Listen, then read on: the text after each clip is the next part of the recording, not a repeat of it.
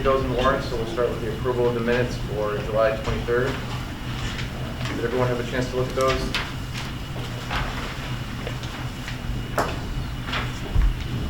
Do we have any questions or changes?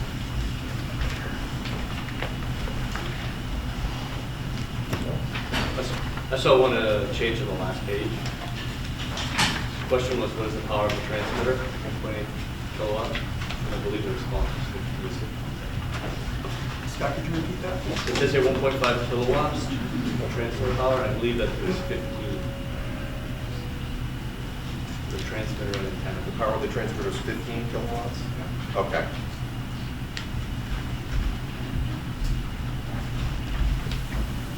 That's a good catch. All right, anyone else? Okay, I'll entertain a motion to approve. So moved. Motion, do we have a second? I'll second. All right, all in favor? Aye. Opposed? Abstention. Yeah.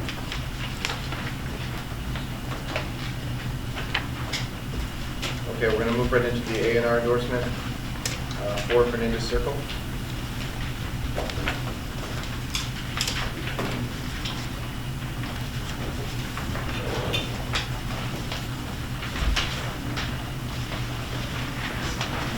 Whenever you're ready. Craig Signowski of Riv Engineering. I will abstain where this is a relative. Hold on, Mike. Okay. So the owner, Catherine Murphy, couldn't be here tonight, but she's owned the land along Fernandez Circle for many years, 3 separate parcels. It starts at West Main Street, runs along the sideline of Fernandez Circle about 490 feet, goes around the cul-de-sac, and then is the existing house number 4. Because she owned 2 separate lots, she built where she wanted to. The original property lines went through the corner of the house.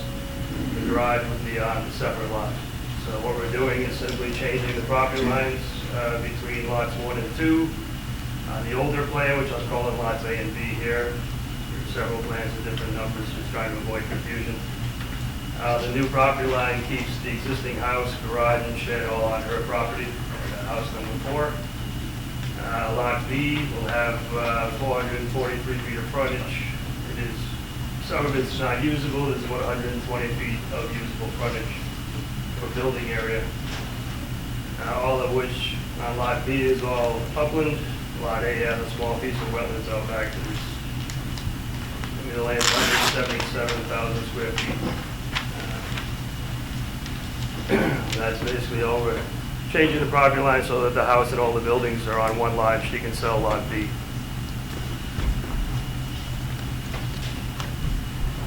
Do you have any questions from the board? Just identify the significance. You have a parcel 1, a parcel 3. As reference to in her deed, it references parcel 1 was the long narrow piece along from West Main Street up along Fernandez Circle. Parcel 2, I should say parcel 3 is what I'm calling Lot B, and then she would own Lot 4 from an older plan, which is what I'm calling Lot A. So lot B includes 3, parcel 3 and parcel 1. Right, correct. What's the short factor? That's just the factor line, the 12044? Or is that a lot? Shape factor line to show that we have the minimum, in this case, I misunderstood that I thought we were in the R80, so actually had 41,000 square feet. We're in the R60, we only needed to have 30,000 for the shape factor.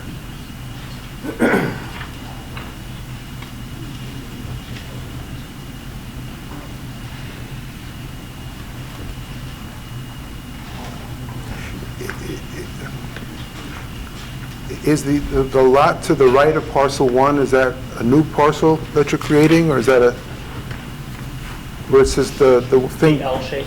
The L shape north of the Northeast Savings Bank? Right, that's the parcel that she owns from West Main Street along Fernandez Circle. It's all included in parcel B. That's included in parcel B now? Right, that dash line is just another shape factor line. Okay, because you said there was going to be frontage of 443, but it's really That's, okay. 443. Oh, request, okay, I'm sorry. Taking this off. Got it, okay. Any further questions from the board? Hearing none, I'll take a motion to endorse. So moved. Second. And a second, all in favor? Aye. Aye. Opposed? Thank you. We have one abstention. We have one abstention. Thank you. We just need, how many copies do we need? Okay, well, This one, if you could sign. You want me to sign this one? Yes. I just got the Mylar on those two, so Yeah. we're fine.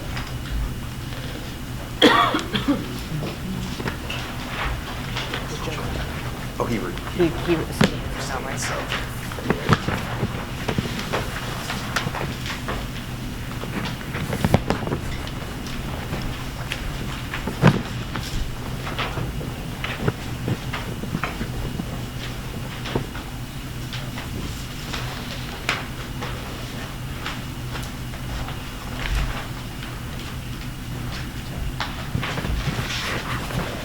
This is the Mylar plus two? yeah, Mylar just one, right here, so you'll get two here. The other two are written. Yeah, no, I'm just making sure that it didn't Yeah. skip people or.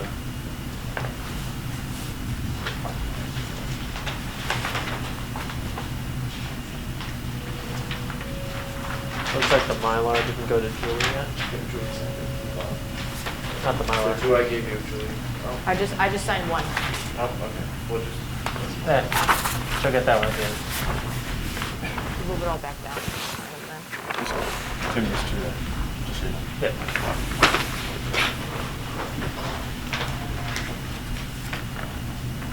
all right, well, that's being done. We have two public hearings special permits tonight. One's a remand, special permit 488, and we also have special permit 487.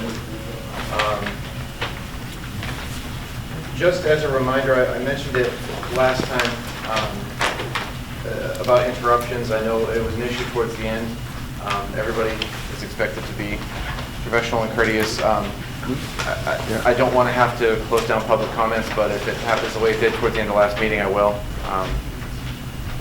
So just please keep in mind, let everybody have their chance to talk. If you ask a question, let them respond.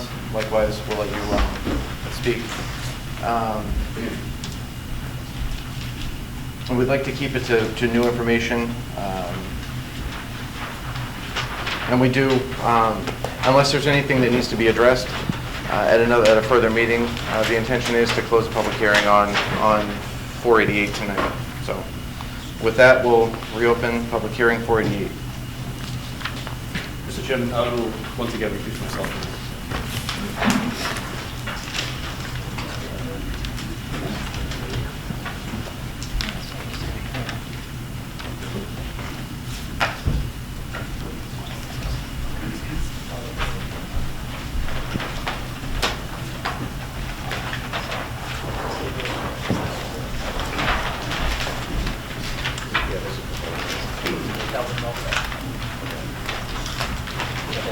That's all fine.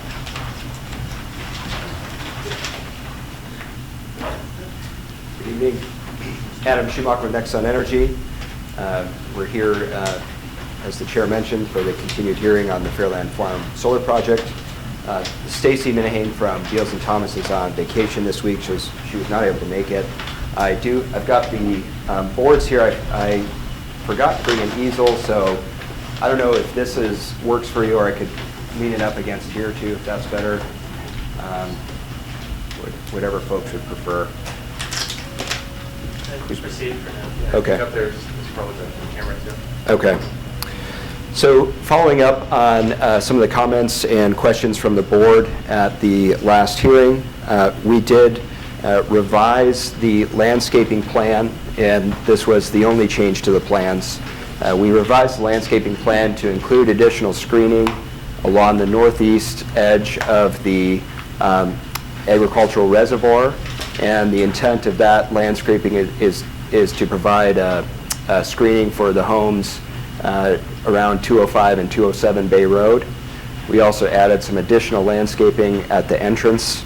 And with this added landscaping, we believe we've screened the view of the entire project from that area.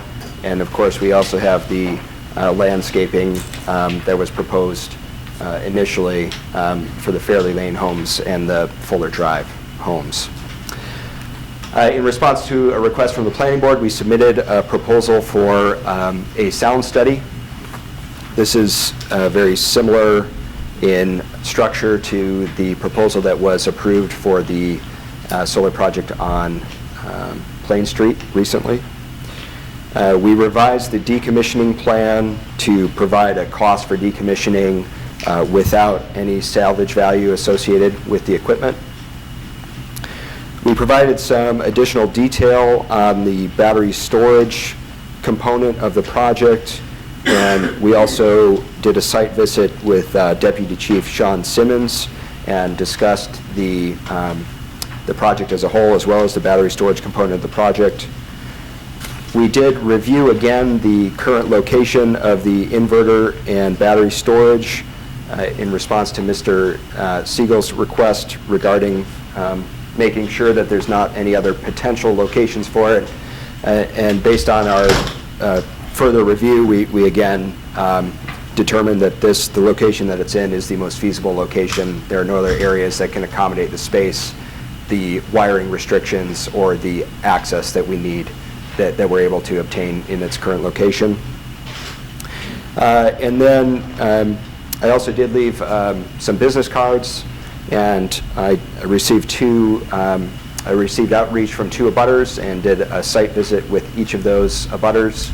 I also offered to, through Attorney Gaines, to do a site visit with anybody else who would want one, and wasn't taken up on that. So that is the summary of what we've done since the last hearing, and we're again happy to answer any further questions you might have. Okay. For the board, we also have Deputy Chief Sean Simmons is here. We appreciate you coming. If there are any questions as far as fire safety or for Adam from the board.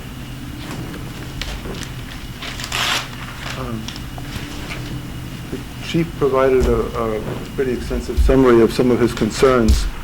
Could you go through those and tell us how you plan to address them? Well, I don't have them in front of me. I just, Paul sent that over this afternoon. From what I understood, it's everything on that list we're able to accomplish through the next round of permitting that we go through with the building inspector and the fire department. So the intent would be to finalize, as we finalize our design, we work with the fire department and the building inspector to ensure that we meet all those requirements. Well, that doesn't really help us at this point. We're concerned with access. There's concern with some of the safety of this equipment, which is, I think, some of the things myself and I think members of these boards are concerned with as well. And I'd really like to be able to understand and address those concerns and be comfortable that they're going to be taken care of in an appropriate fashion, or they are capable of being taken care of. Yeah, I'm fully confident we're able to meet all of Deputy Simmons' comments and concerns. If there's anything specific you'd like to dive into, I'm happy to do that. I think also I had that conversation with the deputy about how we can, how we'll go through the process to address those issues as part of the building permit process. So if you'd like to. To tell you the truth, I was under the impression you had addressed these before with the fire department. You've said on a couple of occasions that you met with them, and I would assume at this point those things that are open would have been addressed, and it's kind of surprised to find the extent to which there seems to be open concerns that have not been addressed as far as we're concerned. I could say. Is there a comprehensive emergency response plan? That's something that we'll develop as part of our building permit process. Is there access to the fire department apparatus? Has that been cleared? There was one area of concern, which is the bridge right here. And we may, based on further work with the fire department, we may end up expanding that bridge. But that doesn't prevent the fire department from reaching the battery storage or inverter location or the majority of the site. It only affects their ability to reach this lower array. Are you addressing only the access to the equipment or the array? The last time we did this next to the high school, next to the elementary school, there was actually an access road around the entire perimeter of the array for the fire department, not just to access the inverter and the equipment, but to literally access the whole panel, all the panels in the array of them. Is that something that's accessible at this point? Yes, this entire area here is surrounded by a usable access road coming off of 210 Bay Road. Because you have to go over this bridge to reach this lower array, that's the only area of concern that we'll work with the deputy to address.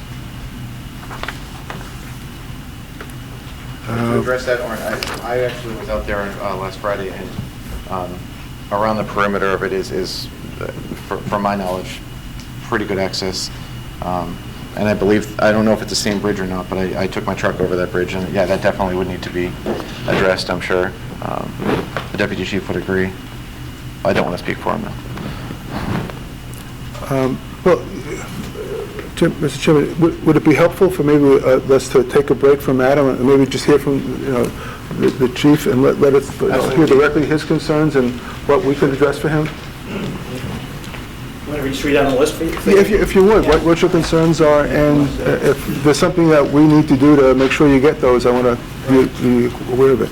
And if a majority of these are to be addressed prior to the building permit, or if it needs to be addressed immediately, I think that's our concern, or my concern. If you'd like, I can just read a letter that I submitted to you, and that'll kind of cover all the stuff, so. Excuse me.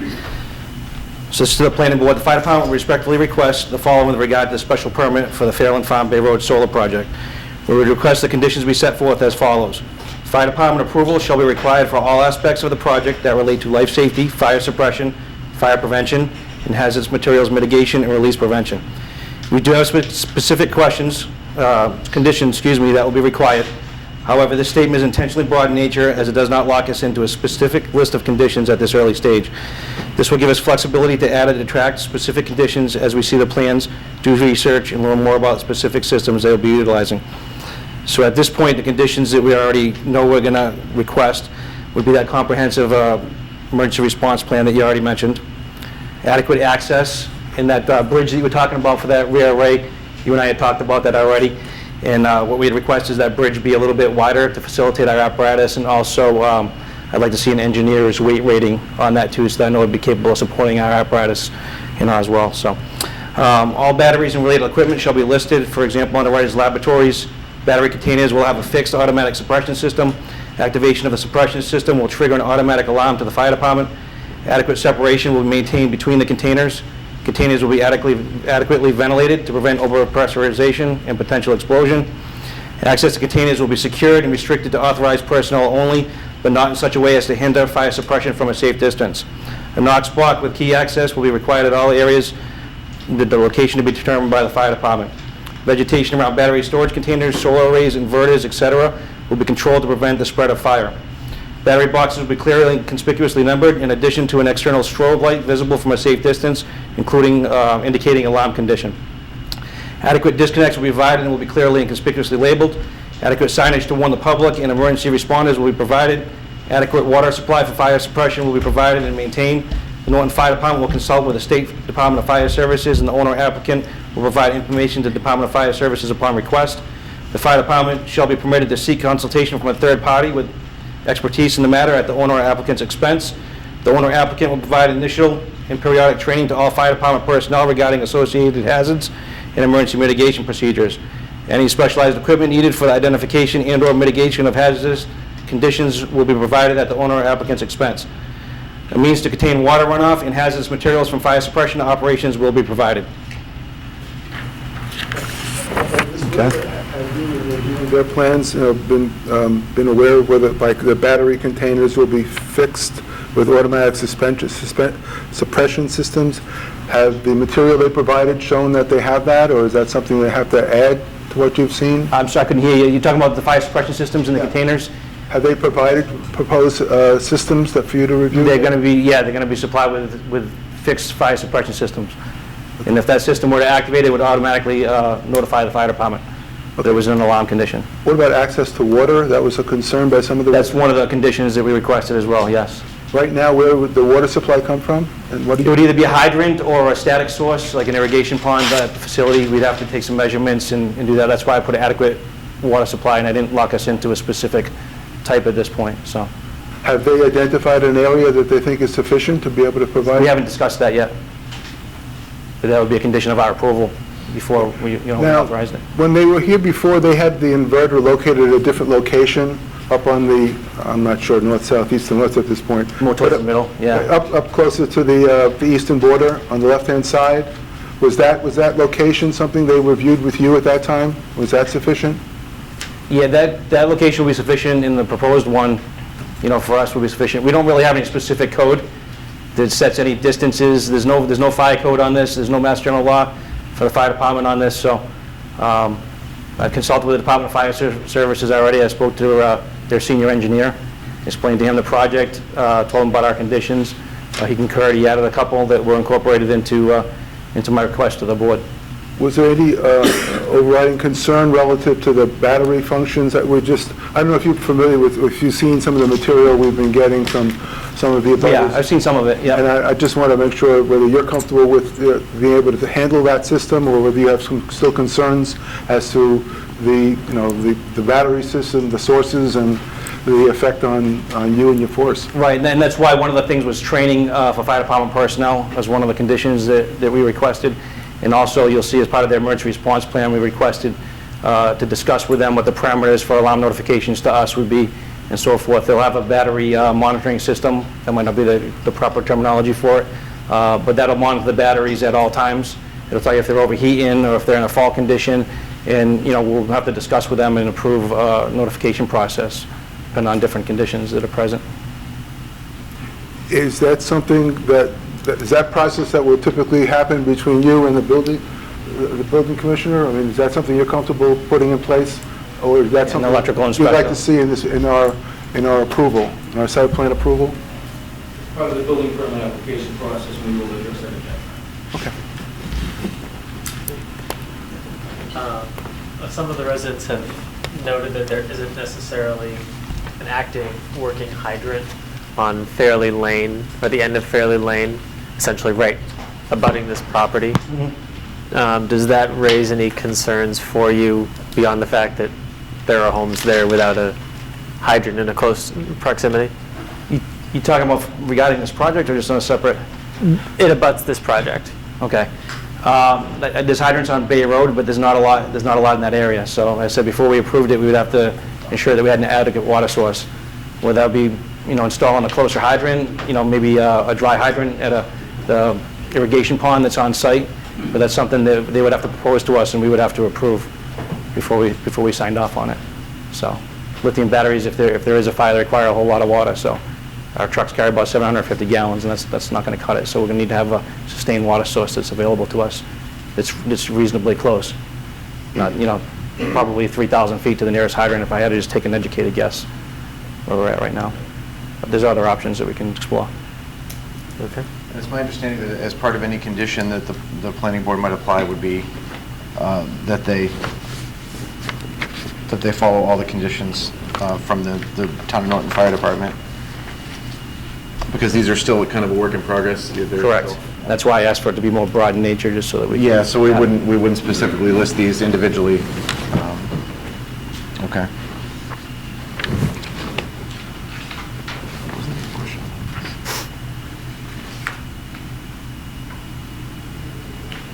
Did you have a question on one of the fire department ones? Yeah, I think it was what you just said. Okay. When we wanted it done. Okay. All right, do we have any further questions from the board? So, Deputy Chief? What's that? Thank you. You're welcome.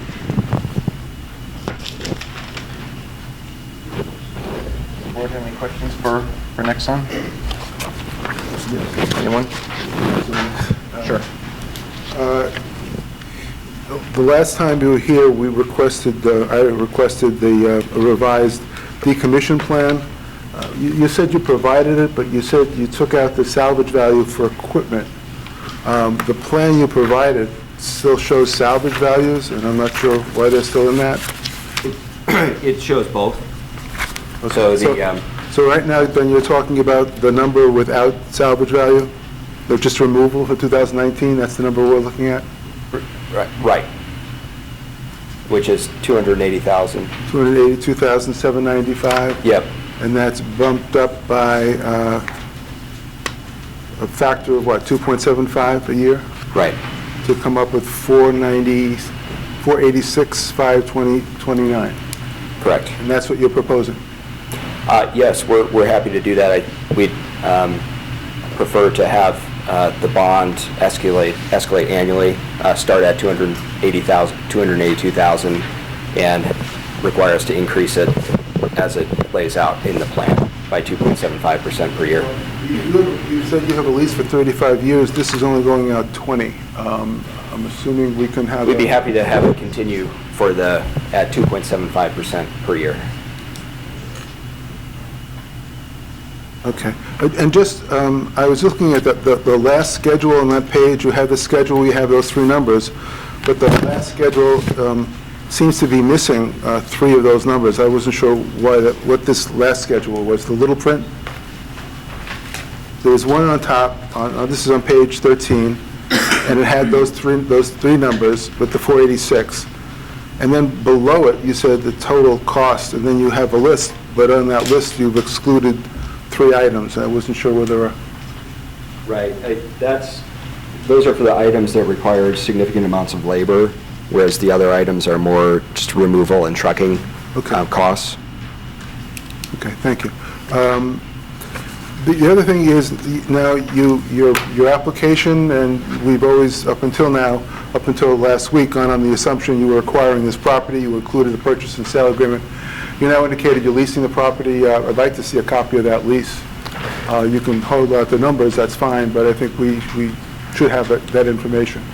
We're not going to enter into the lease until and unless the small project is approved, the reduced size project is approved. Well, do you have a draft lease, or do you have an agreement to enter into a lease? Or do you have what do you have with the owner at this point? Sure, yeah, we have a draft. What? We have a draft. You have a draft, a letter of intent? Yeah, I hate to interrupt, but I'm not really sure we're allowed to even ask for that at this point. I suggest we would be, but anyway. The other question we raised was secondary screening.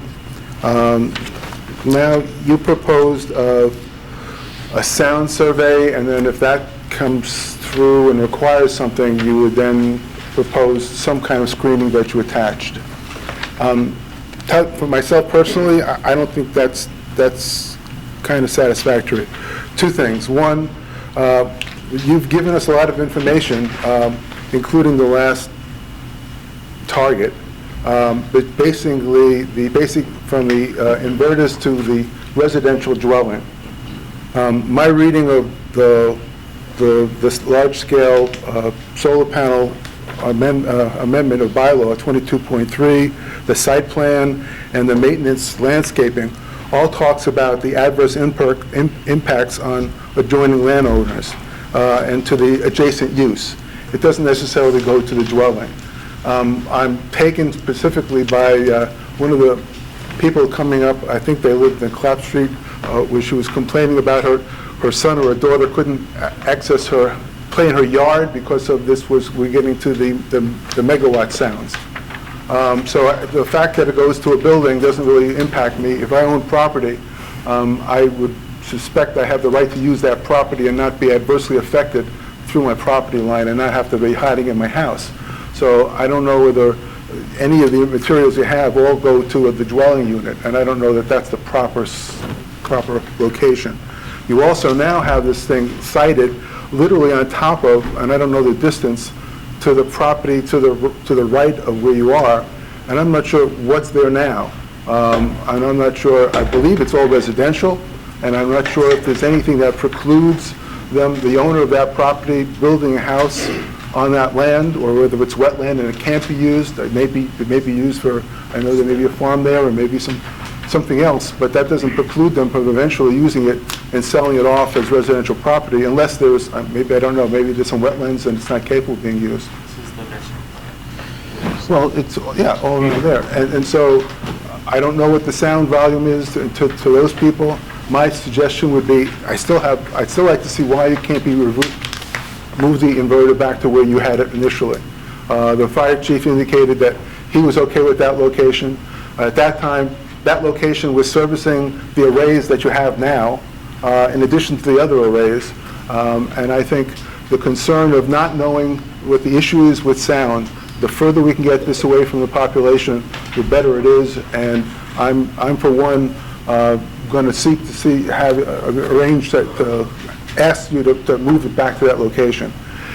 In any event, if that's staying where it is, I think it should be clearly surrounded by a secondary barrier. Whether or not you need some room for it to breathe or whatever it is, but you're close enough to residential areas that we shouldn't be having to guess as to what this is. I mean, I've been looking for peer review as to the people now you're calling for in this survey, who seem to have some answers, or might have some answers, but they've not come before this board. I'm not prepared to read this material and make an evaluation. Maybe and perhaps there are other people on this board that are, but I'm not, and I'll defer to them. But from my perspective, I'm not comfortable with what's going to be left when you're putting that right now. And I would at least want to have it fully secured with a secondary covering, if not moved to that other location. Warren, to tag on to what you were saying there, as far as the secondary area, Adam, can you, I don't see it on this map here. Along the property line there, when we were on the property on Friday, there's a very large, I don't know how high it is, but it's a natural... Between 20 and 30 feet, yeah. ...berm, about 20 or 30 feet, that separates the property, so that, I don't know how far that goes on here, so I just want to make sure that I'm thinking the right thing. Yeah, that berm runs essentially all the way from here down to here, and it starts to decline in height down towards this area. So roughly from here, this is where the inverters are, from here all the way down. It's like, if you were on site, you'd see it's about a 20-foot high, almost, I call it a berm. I don't know what it actually is. I know it's dirt and piled up pretty high, but I don't necessarily agree that that stops all the sound by any means. Is that on your land, or is that on the abutter's land? The hill is primarily on the abutter's land. So to answer your question about the materials we provided, that it's not necessarily pertaining to just homes or buildings. It shows distances, and that's it. And you can pick any point on the map to determine what decibel rating you want to read at any given location. In regards to relocating it back to the original location, as I explained last week, we cannot do that because of voltage drop issues on the DC side of the solar system. So I explained last week that on the relatively low voltage DC side of the solar project, in order to run from here all the way up to here would require cabling that is essentially too thick to be feasible. And so we cannot do that. I think we would be open to installing some of this, the acoustic block sound paneling that we included a reference to. I think if that makes the board most comfortable to just say that we'll install that to begin with, I think we could agree to that. Where would that be? Around the inverter and battery storage. What's... And obviously, every environment is different and every application is different. If you had to make a rough determination on the sound reduction, something like that might make based on the map, the overlay map that we have? Yeah, the equipment specifications say it reduces at least 30 decibels, which is At what distance? at the immediately. So it reduces sound transmission by 30 decibels. So that would essentially Cut it in half to begin with. cut it in half immediately, and then it would drop off Right. further as it... Right, Okay. and for reference, 40 decibels is the sound level in a library. Yeah, but added on top of what's already there is not unnoticeable, certainly.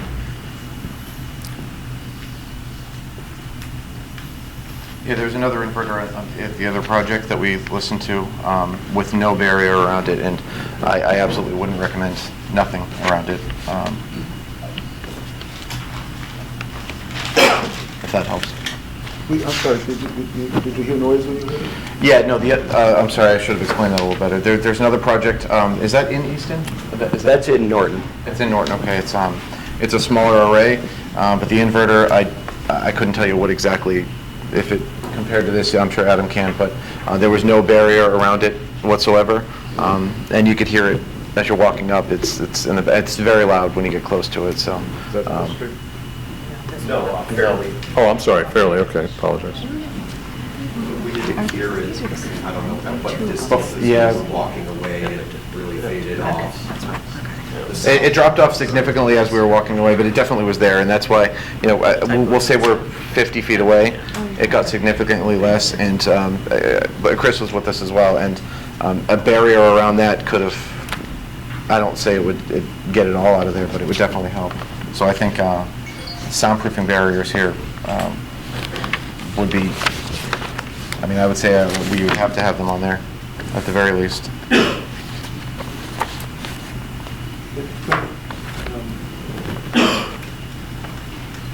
Can I just explore, if you couldn't put the inverter back where it was, is there some place on the other end of that, I guess, that round area, is that a floodplain area?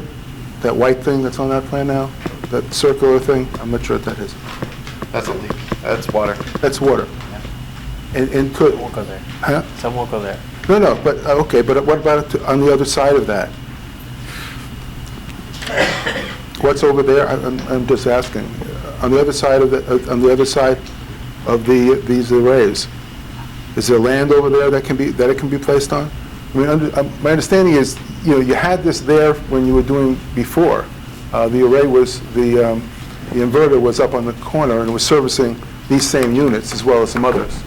So the issue is because we were able to run the DC voltage up into these arrays as well, that mitigated the voltage drop issue that we have here. So when you add the voltage together, it becomes sufficient to mitigate the loss from the voltage drop. But when we have the project down here and need to run over 1,000 feet up to that location, that's too far of a run for that low voltage DC power. Is there anything else on that side of that waterway? Are there a place along that line that's property that's owned or leased by you or the owners that might be able to service the inverter? No, we don't have, well, first of all, we run into that same issue as soon as to go from here over to here, and there's less open space and there's not as sufficient access. The short version, from an engineering perspective, is that the inverter needs to be roughly next to the panels. Correct. Period. Yeah. And in the interest of time, is there anything that would allow us to move, you to move the inverters? No, we cannot move the inverters at this point. Okay. Do we have further questions from the board here? Yeah, let me, just so I understand, you gave a chart, noise levels at varying distances from inverter pad, and at 500 meters, it's 31 decibels. Correct. I assume that's without acoustical panels, or? Correct. Because one of the concerns I have, because according to this chart, it's 31 decibels, which obviously flies in the face of a 10 decibel above ambient at the residence. I too share Oren's concern. I don't think we should be making other people's property that may not have a residence on it now either worthless or certainly diminish the value. Why is this not at the residence or frankly at your or Fairland's property line? That's the I know the applicable. language on Plain Street. I didn't like the language on Plain Street. Yeah, and that's the applicable noise law. So that's what we're following. Okay, so that, just so I'm clear, you're unwilling to stipulate that there'll be nothing above 10 decibels at the property line? I think we're hesitant to do anything other than what the law is. But I think the onus is on you, just like the onus of my neighbor is to whatever Correct. whatever mitigation he or she has to This would also be adding to background. initiate. This is So above that I'm that. not disturbed. I think the onus is on you, notwithstanding the law. Is it- So I just want to understand what your position is. Background levels, that's added. That will be my position going forward, just so.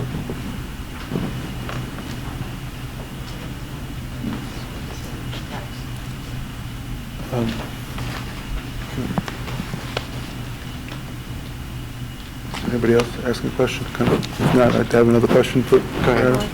Adam, in your February 28th, 2019 letter, you indicated a willingness to offer a bond of $250,000 to the, at that time, 11 abutters with direct views of the project, with the same terms and conditions of the agreement entered into between the Norton Solar LLC and the abutters for Clap Street. Is that still on the table? No. Why is that? They no longer, the majority of those homes no longer have any views of the revised project. And at this point, with the reduced size project, we simply don't have the economics to offer that same sort of thing. And in my letter, I also stated that we would do that specifically for the project at that time, and we wouldn't if the project was appealed.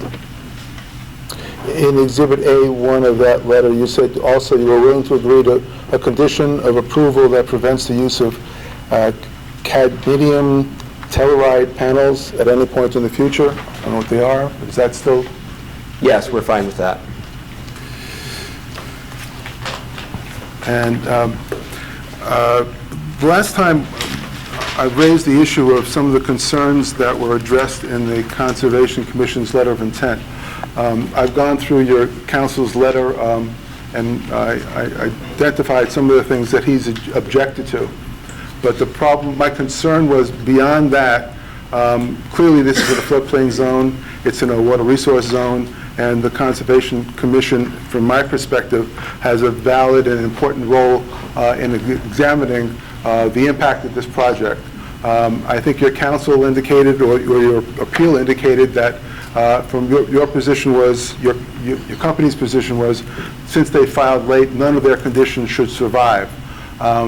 If that be the case, then it would be my suggestion to this board that in absence of your declaring that that's not going to be the case, that you'll limit your concerns to those raised, I would seek to incorporate as much of what the planning board had, what the Conservation Commission addressed, to address the concerns of a floodplain. Clearly, there are things that they referenced that are in our purview, and I'm going to call upon this board as those conditions which you've identified clearly as being within our purview, as calling for them to be applied in this case as well.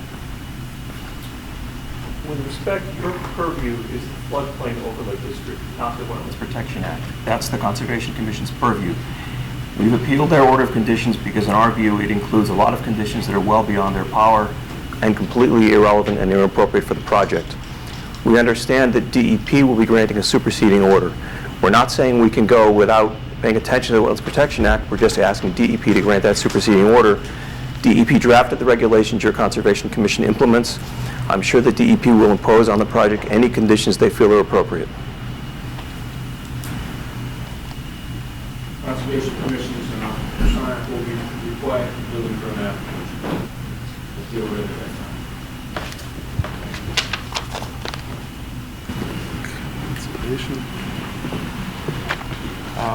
time. One of my questions goes back to the,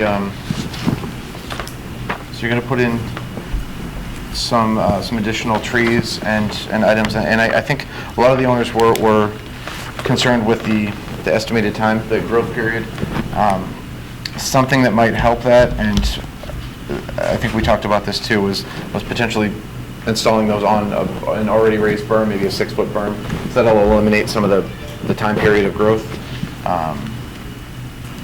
and get those sites blocked a little quicker. Is that something that you're willing to do? Yes, we're happy to do that here. We can't do it we can't do it here because of the width of the access road. The same around the battery storage equipment, but we're happy to do it at the entrance of the property where we have sufficient space to accommodate the width that you need to build that height of a berm. So just to break down a little better for everyone is these trees that they'll be planting, we'll say take 5 years to get 10 feet tall. So instead of planting a 10-foot tall tree, which likely wouldn't survive anyways, they'd put a 6-foot berm and then install the tree on top of that. So you're instantly getting the 10-foot blockage. I think around the entrance is a very good idea. What about along Fairley Lane, any of those areas there? The plan is to plant the largest species that the specialists say can be transplanted and survive. And if you incorporate a condition on berming, we'd ask that you not fix the planting to exactly what's on the landscape plan, because what may happen is we've got a plant that's picked for wetter conditions that was going to be at the edge of a wetland. We raise it up onto a 6-foot berm. It's now in drier conditions. We have to change the species so that we have something that actually survives. But if you can give us the flexibility to adjust the species to the greater height, we'd be happy to do the berming. Okay. Yeah, I think the ultimate goal is to make sure that none of them die so that they do grow to the full height. And if we can get some extra blockage early on, that would be good, at least in my opinion. We typically require a bond for some of the plantings. Yes. Yeah, for landscaping, yes. Yeah. Okay. Any further questions from the board here? I have some. Julie. Go ahead. Go ahead. So, Adam, I had a couple, just kind of refreshing my memory. Have there been any other studies or analysis on property values? I know last time we got something in Indiana. Just wanted to see if there's any new information in regards to that, or still sticking with that? Yeah, not that I'm aware of. Okay. Are the panels still going to be tracking panels? Yes. Okay. And then I know, I'm sorry, these are kind of scattering of topics, but it's just thought process, and as I jot these things down. At our last meeting, we did talk about the SMART credits, and at least as of right now, there aren't any. So you're kind of waiting to see if any get recycled, the project falls out, if some become available. Do you have a rough timeline for the project should some become available? Or maybe you could tell me from start to finish, it would take us X amount of months to build this version. Granted that I'm sure that is impacted by if and when you got the credits. Yeah, this size project we will be able to build in less than 6 months, confidently. The SMART credits is anybody's guess at this point. I think we would hopefully be able to apply. At this point, you know, they're establishing a waiting list, and assuming that we are able to move forward with a permit, we would hopefully not be too far down that waiting list. And then the first projects from the SMART program that have already received awards will start to fall out sometime between November and April of next year. Sorry, November of this year? November of this year and April of next year. Got it. So we could, once we receive those credits, then from there, it would be 6 months to build it. Okay. And but again, that's completely up in the air. That's my best guess at the Yep, moment. that's okay, just gives me an idea. Thanks. All you, Tim. I'm good. I think there were a couple of questions at our last meeting about water testing, since you're going to be screwing these piles in a little pretty deep. Are you prepared to support water testing for surrounding residents? Well, what we proposed was to test the water in the bogs, and we're happy to do that. And the reason that we are pushing back against what the Concom imposed is because that was for 16 different types of metals that aren't associated with anything to, on our... Just before, Yeah. instead of just referencing the Conservation Commission's Right. decision, just to, Sure. So there was the posts are galvanized steel. We're willing to test the water for zinc, which is what, the galvanized covering of steel. And so we're happy to do that. so that would essentially determine if the zinc was coming off of the piles and into the water. That's Essentially what the extent of that would be. That would be the theory, yeah. We don't have any expectation of that happening, but we're willing to do it. And you mentioned kind of a 6 months construction schedule. I know during the previous hearing, there were at least one or two abutters who were concerned about truck traffic potentially causing damage to their property. I believe somebody had concrete in a pool, and they were concerned about that. Is that something that we would have a bond or surety on as part of our general process, or is that something that you'd be willing to? I don't think it's part of the general process. You can correct me if, actually, Amy can correct me. I've never seen that. I think if you did that, you'd have to go out and do a pre-inspection, and somehow show that that construction caused it. So you would need some permission from private property owners. If private property owners contacted you and for that type of program, is that something you'd be willing to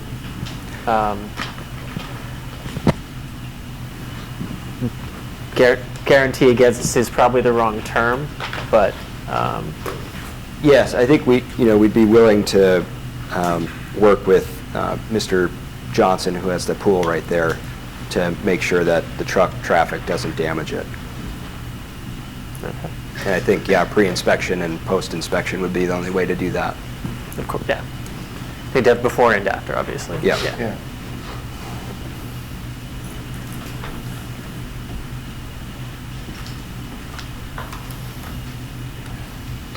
Okay, anyone further on the board with questions? Yeah, I just have two more. There's this one plan that I just couldn't figure out, is C100, C4.1, and I don't know what this is. It doesn't look like anything connected to what we're looking at, and I couldn't understand it.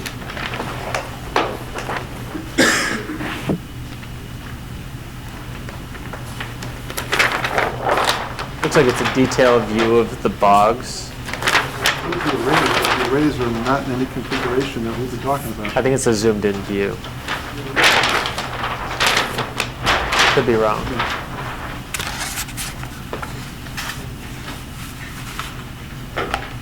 What was the question? What is that? That's the interconnection path to Fairleigh Lane. So it's a zoomed-in view of where it meets the grid. Correct.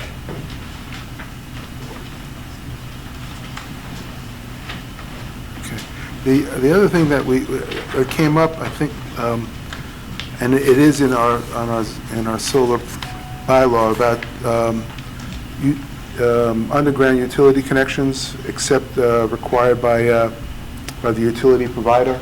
Now, you'd mentioned there was one other plan that had zigzags going across the plan, and I didn't know what that was either. I don't know if I can spot it, is this one. In C3.3, you have lines, these lines going across. Here's,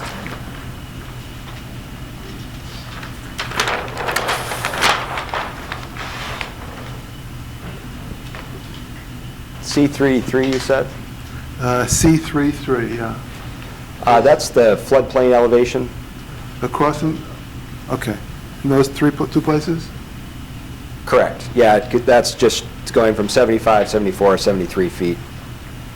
The lines going- It's the grading of the slope of the land, Okay, I didn't see or that. the floodplain.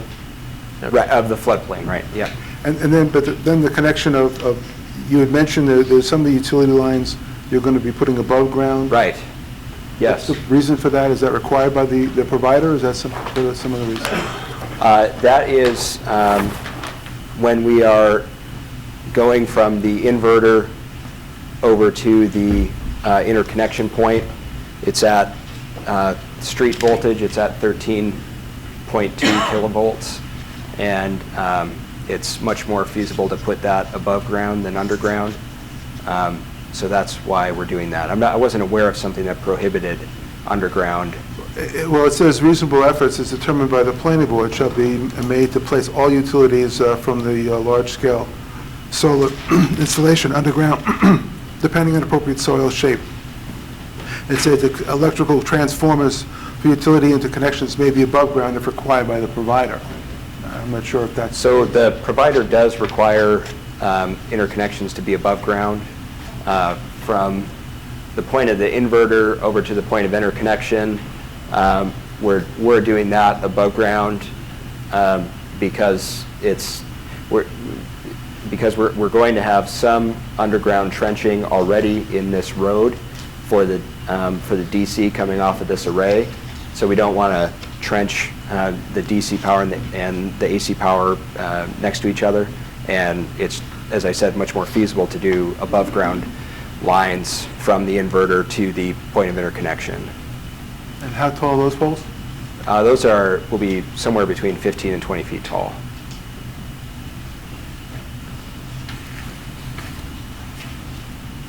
And then no improvements need to be made down Fairleigh, Adam? Well, there will be some minor work to the existing interconnection Okay. line here to allow for the upgrade to happen, but yeah, nothing beyond this point here. And the property that Nexon Energy owns goes up to this point right here, and that's where the... So it's all on property? Right. On the property? Yeah. Okay.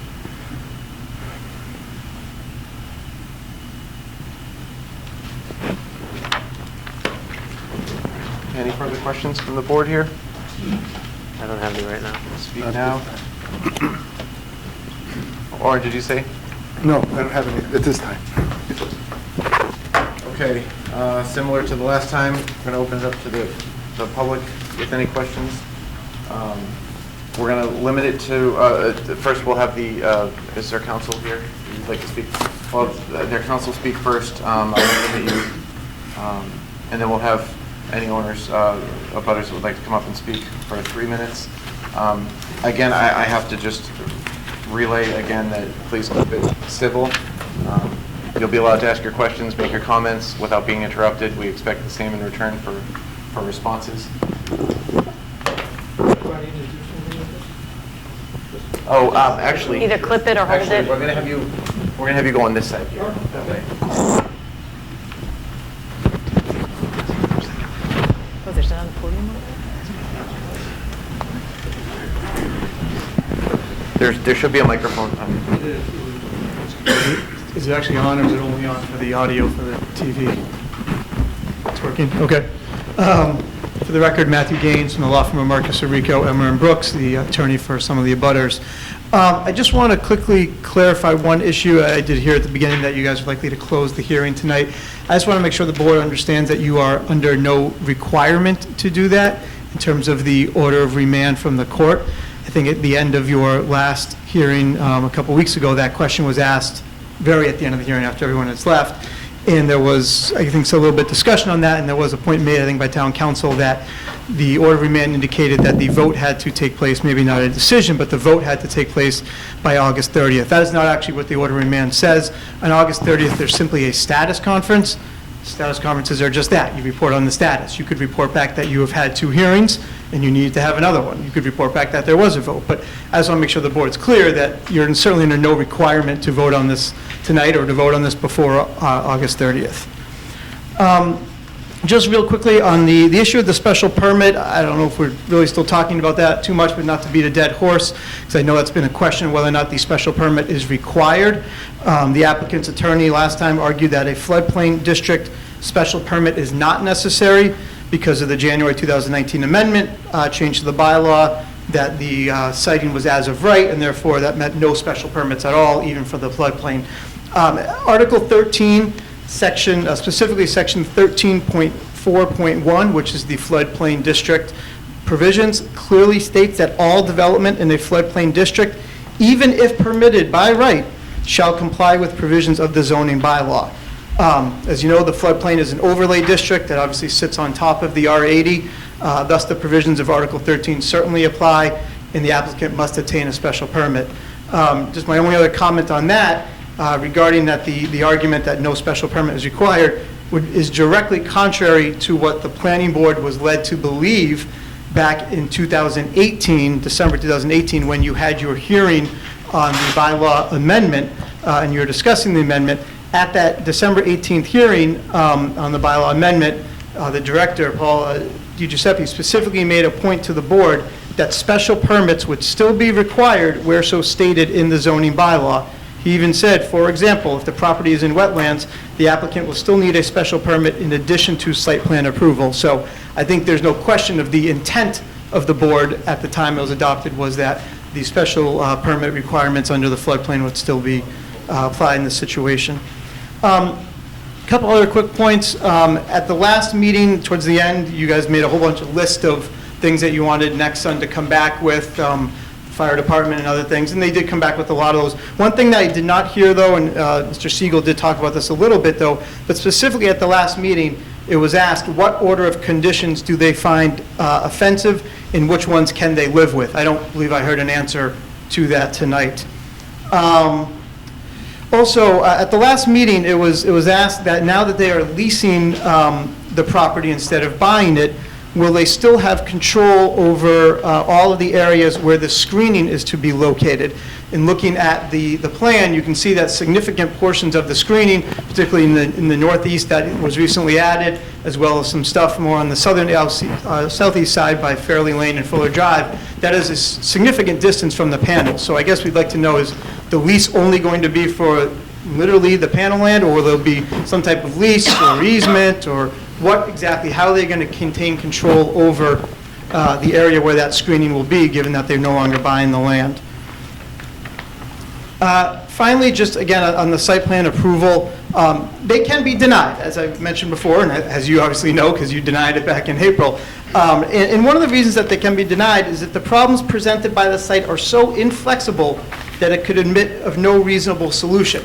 I think we heard that answer very loud and clear tonight when the conversation was happening about the inverter, where Adam from Nexsun said it can't be moved. Well, that clearly shows that the location of the inverter is inflexible. In addition, reasons for denial would be site conditions threaten the public health and safety. We heard quite a few concerns from the fire chief. Maybe they can be addressed, maybe they can't. We don't know that right now. Seems like there's a lot of questions there that are kind of unanswered, and I don't think you can really approve it until you get some answers to those questions. Finally, I would just simply end by repeating again the words that were from your April 2019 decision, that the proposed development is not in harmony with the existing neighborhood character and does not protect against adverse impacts to adjoining landowners. Simply making the project smaller does not make it in harmony with the existing neighborhood character. This is particularly true given that the inverter, probably the most offensive part of this, is now much closer to homes in residential areas. So clearly the project is still not in harmony with the existing neighborhood character, nor does it protect against adverse impacts to adjoining landowners. So to the extent that you do intend to close the hearing tonight, I respectfully ask that you once again vote to deny this because the plan presented just cannot overcome those hurdles. With that, I will turn it over to the abutters who will, I'm sure, have some more comments unless there's any questions from the board for me. Thank you. We're actually going to allow if they have a response on this side. Respond, yeah, absolutely.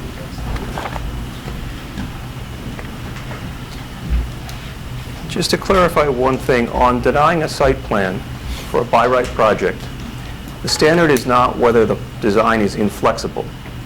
The standard is whether the project presents problems which are so intractable they are not capable of solution. In this instance, the one hook that they're trying to hang it on is noise from the inverters.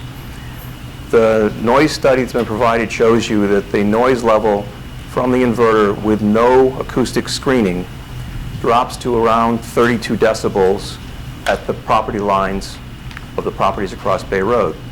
32 decibels is the noise of a rural area with nothing going on. 40 decibels is the noise of a library. We've agreed to put acoustics baffling around, which drops the noise at the source in half. So what you're going to get that distance away is going to be imperceptible. So noise that you can't hear is not an intractable problem. We've agreed to do noise studies. We've agreed to put in additional acoustical measures to control the noise. We've addressed the problem.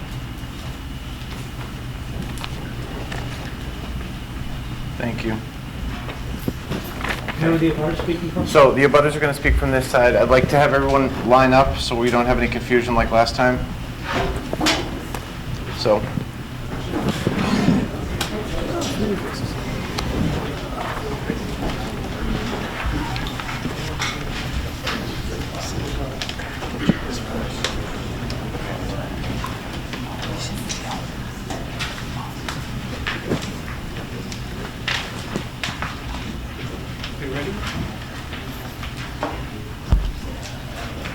Yeah, you can drive it. Whenever you're ready. Joe Cogliano, 202 Bay Road. Can you hear me? I'd like to ask a question of Adam. Could he please tell us how many batteries per container? How many batteries are in each container, please?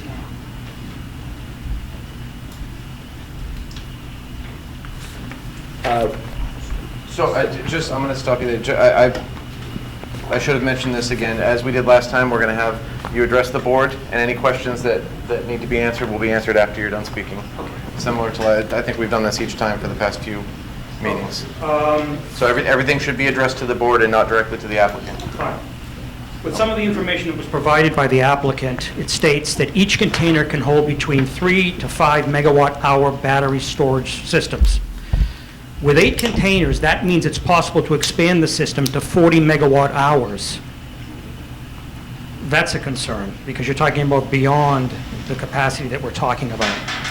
Also, the information that was provided states that the system will have 24 megawatt hours.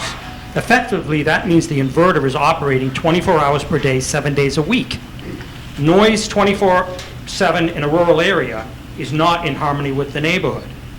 The decommissioning plan talks about 300,000 pounds of batteries, or 150 tons. I don't see how that's in harmony with a neighborhood.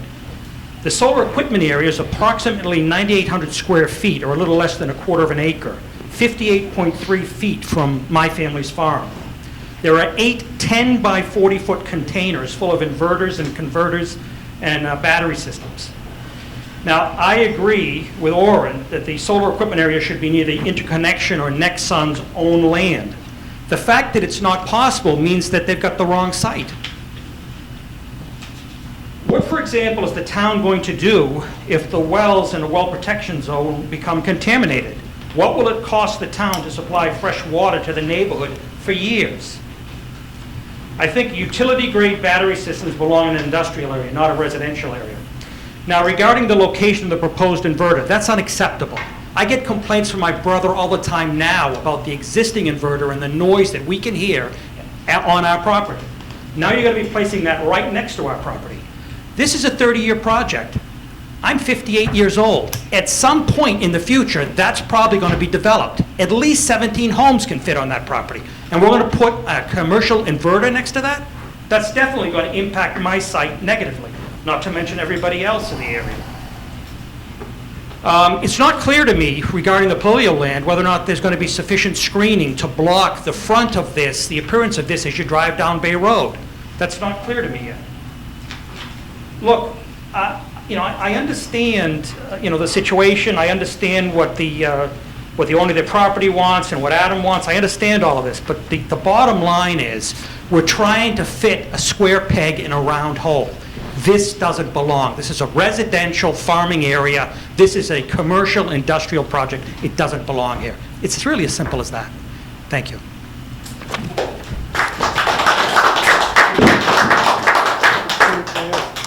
That was part of the question. What's that? Can I ask him a question? Mr. Cogliano? Yes. Yeah. Can I ask you a question? Okay. Just so I was clear, that's what I wanted to know. Right now, that property is operated as a farm. Correct. Okay. The area abutting this array, is it precluded from any development at this point? No, Not wetland? I've looked at development possibility over the years for this site, and we could do, based upon the acreage on that site, I'd say at least 17 homes. If you're talking about $500,000 enough homes, nobody's going to want to be next to an inverter like that. The panels that they're describing, that's not going to work. Right now, the sound is just unacceptable. Okay, we're going to move on. Can I just understand that there's a property, Eleanor Khaleesi, is that you as well? That's my sister. She's one of the trustees. So they don't, actually, this is not done right. They haven't designed this properly. So essentially what you have here, you have the Element Cogliano Realty Trust, which owns all the perimeter land around, and then you have the Joseph D. Cogliano Realty Trust, which owns the center of the park. Okay. Now, they said there's a mound around that area? There is a berm. I'd say roughly where the inverter is, there is about, I'd say 20-foot height. Yeah, it's pretty high. I'd say a 20-foot height. And there's a berm that's been made by removal of tree stumps and such. That hasn't stopped the noise that we're hearing now. Is that a natural berm, or is that something? It was actually made by Mr. Bottomley when we expanded the All right, we're gonna keep moving because we have another special permit after this, and we need to get through everybody. The question was on the batteries. Adam, do you want to address that? And anything else? I think the question gets to what we were speaking about last time, how you define a battery. We defined it last time as a container comprised of smaller individual battery cells. And those cells come in the form of more or less a computer server rack. And so there's about between 15 to 18 of those racks in each container. And you said there were eight containers, is that right? Correct. Okay. How many batteries per rack? Are you asking about each individual battery cell? No, we'll leave that for another day. How about just how many batteries per rack? If you want to go the cell, if that helps you, go ahead. Okay. Well, I don't have the number of cells. The only thing I have is the number of battery racks. And that's all listed in the information you provided? Correct. That's all. So that can be found in the information? Yeah, you can look at that. I'd like to get to as many people as we can. It's already, what time is it now? It's already 8:30. Let's see how we can flow this. Anybody who hasn't spoken, I'd like to hear you before anyone else that already has, and I'd like to keep it to any new information, new questions that haven't been gone over and over and over, so we can get everybody's voice heard. So whenever you're ready, just make sure you state your name and your address. Kelly Gallagher, 201 Bay Road. So if you remember at the last meeting, I brought up our concerns regarding solar panels igniting and causing fires. Attorney LaRae stood here last meeting and stated, and I quote, "They don't burn. A plasma torch will burn one, but they don't burst into fire. The fires that occurred where there's been problems in the electrical system that has caused the roof of the building underneath to burn, but solar panels are no more going to burst into flames in the windows in your house." Also during this meeting, Town council looked up the solar panel fire in Littleton that I had mentioned, telling the chairman those were on a roof. I reached out to the fire chief in Littleton regarding the cause of this fire, and I quote from the fire chief himself: "The final outcome was that it was shoddy workmanship on the installer of the solar panels. The fire originated in the panels and had extended to the rooftop." Furthermore, a quick internet search brings up numerous instances where fires have originated specifically in the solar panels themselves. Interestingly enough, to Attorney LaRay's comparison, I didn't find any cases where windows in a home had burst into flames. Just last month, solar panels caused a fire on top of the New Bedford RMV and on a home in Springfield, Mass. The fire chief in Lowell stated they are seeing 1 to 2 solar panel fires a year, and that is just in one community. Whether solar panels are on roofs or not is irrelevant. The point is that fires originate from them specifically, the fires spread, and the results can be devastating. These are electrified panels, over 10,000 of them, only hundreds of feet away from numerous homes. Regarding the threat of a battery explosion, Adam has stated the equipment will have fire suppression systems and other safeguards under the National Fire Protection Association Regulation 855. I want it to be made clear to this board, the batteries that exploded at the Arizona solar plant 4 months ago, where multiple first responders were injured, was also built under the restrictions of NFPA 855. These restrictions didn't prevent a fire, which resulted in an explosion, and they didn't prevent people from being seriously injured when the batteries did explode. We now have all learned Nexsun is proposing 8 shipping containers of batteries. Last meeting, Attorney LaRay gave the analogy of a car battery when referring to the makeup and quantity of the batteries that would be used in this project. The average car battery weighs 39 pounds.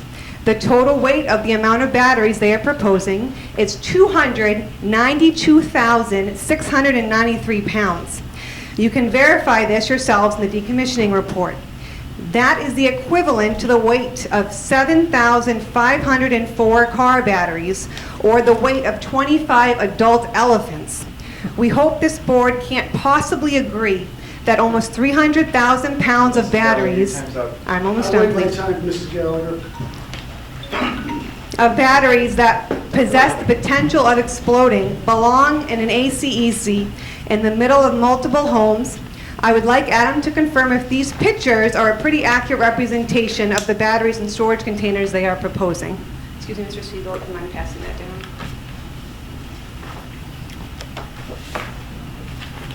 Last meeting, I asked the question, how can Nexsun ask Conservation to vote on a project where the batteries and inverters would remain in the northwestern portion of the bogs, but then once that vote took place, move the location of this equipment over 1,300 feet to an area surrounded by homes? Attorney LaRay failed to answer my question and instead stated Conservation no longer had jurisdiction over the matter. Nexsun pulled the bait and switch on Conservation. In addition, almost 8 months from when this all began, Nexsun still has not completed the geotechnical data. Conservation told Nexsun they wanted this data before a vote would be taken, but not surprisingly, they did not comply with this request. To date, Nexsun and Beals and Thomas still have no idea what percentage would be piers or piles because this geotech data is missing. They have no idea how far they will have to drill down into the earth. Adam stated last meeting they have a rough guide to what they may encounter.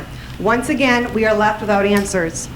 Regarding the location of the inverters, it is completely unacceptable to place this equipment so close to so many homes. As we have shown numerous times, the sound map they provided is not accurate and does not account for the megahertz or electromagnetic frequency, which would be emitted from the proposed 2 inverters. My property is just over 1,000 feet from the inverters. Believe me when I tell you, we can't sleep with our windows open because we'll be woken up by a rooster that lives 800 feet from our house.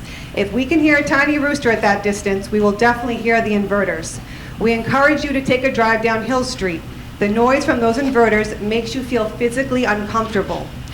As stated at the last meeting, Nexsun has appealed their permit from Concom because they didn't like the conditions. They requested that all conditions be removed, which includes the testing of our water for 14 metals. The unbiased wetland scientist that was hired by the town to conduct a peer review stated during the June 10th conservation meeting, this project has the potential to contaminate our water. Yet Nexsun and their attorney continue to argue otherwise. If they are so confident this won't have any negative impacts, then why did they state in their letter to Conservation on March 15th, the condition could also stipulate that proposed pile shall not extend through or below a water confining layer, if found, unless a hydrogeologic evaluation is undertaken and determines that negative impacts to groundwater supply, including to the cranberry bogs or to nearby residential wells, would not occur. Mrs. Gallagher?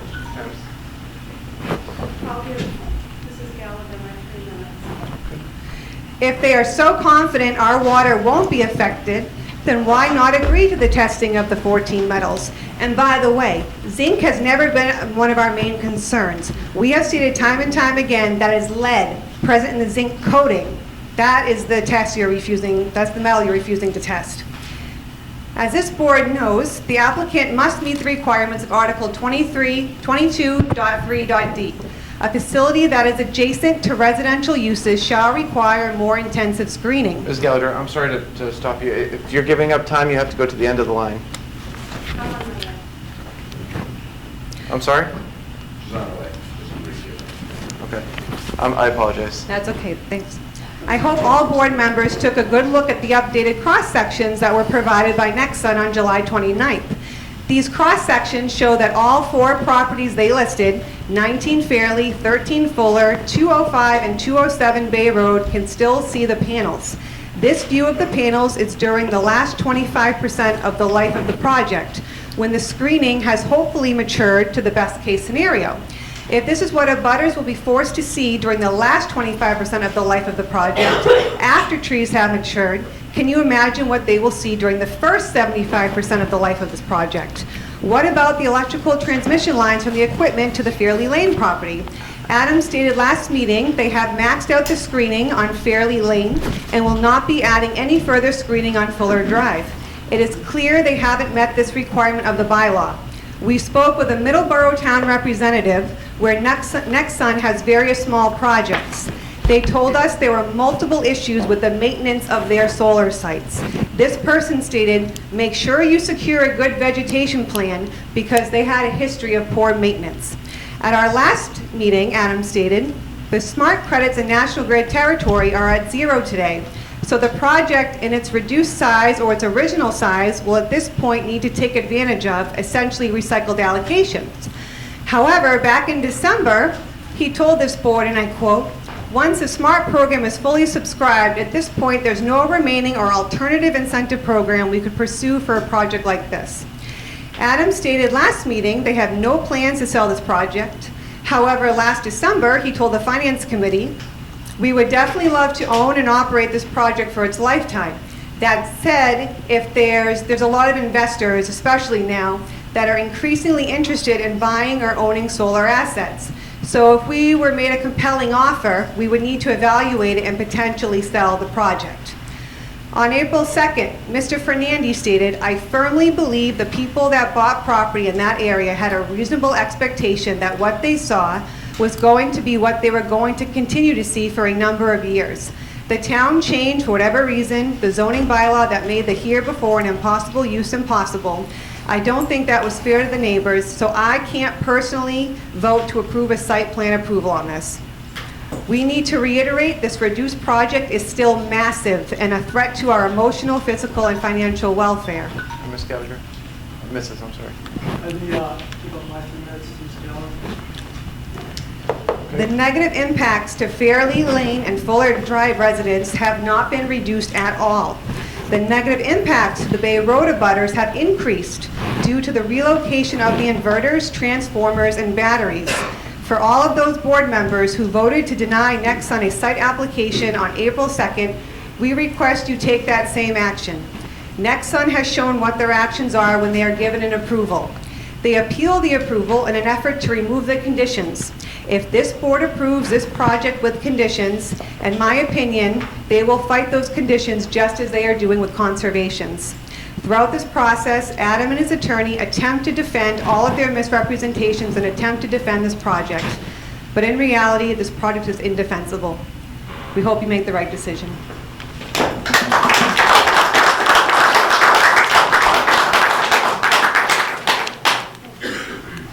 Were there any questions on that? Thank you. I think Kelly covered a lot of things, but Make sure you state your name and your... Joel Johnson, 208 Bay Road.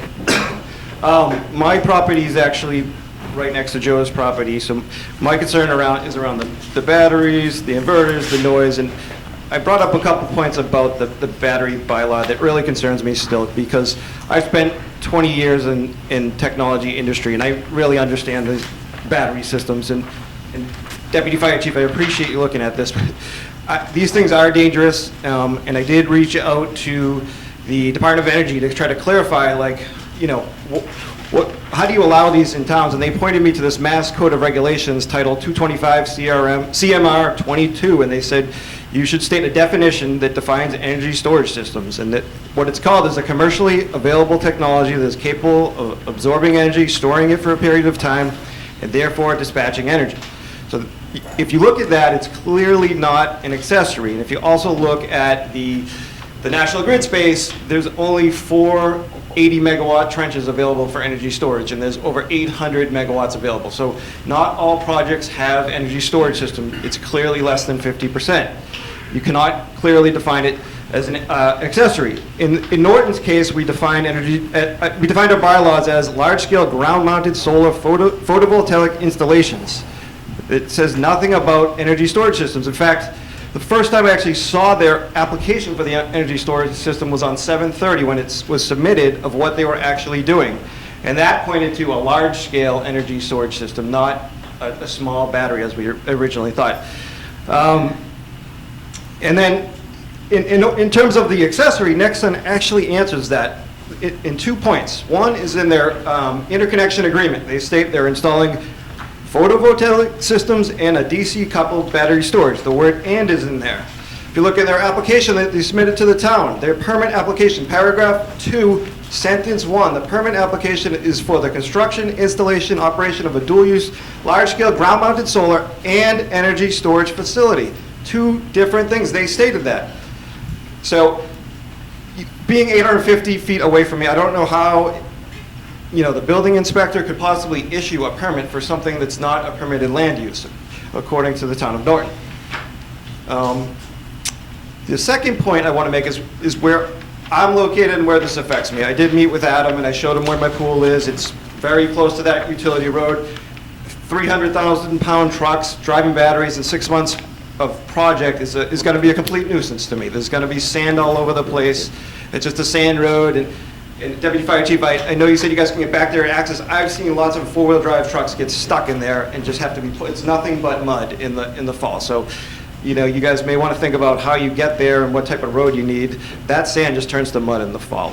And then in terms of the sound, I have really concerns with this. I saw the submittal of that sound thing. It's a Google Earth thing. Can I just finish this point? It's a Google Earth thing point. I don't know if it's the manufacturer details. I have a report here of a study that shows that someone studied 6 different inverters, and it really depends on the fans you use, the choking, and how they're installed. And there can be a difference of 30 decibel levels based on the manufacturer rating. So I don't know if what they submit is the manufacturer rating or generic. This is what an inverter can produce for noise. 30 decibels is a huge difference. Thank you. So, thank you, guys. Just to respond to 2 points, the battery storage information included in the application is the same as was included in the original application, so it's no different. Secondly, the noise map is based on the sound study for the specific inverter that we are proposing, which is a SMA German manufactured inverter that actually has some of the lowest sound levels of any inverters on the market.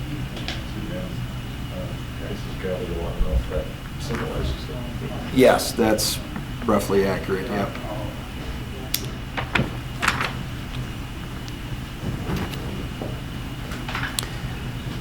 Section 175-22.3C of the bylaw, which is part of the ground-mounted solar section of the bylaw, says, all accessory or appurtenant structures, including but not limited to equipment shelters, storage facilities, transformers, and substations, shall be architecturally compatible with each other. Battery units are storage facilities. They store electricity. They are appurtenant to the project. They are allowed. Thank you.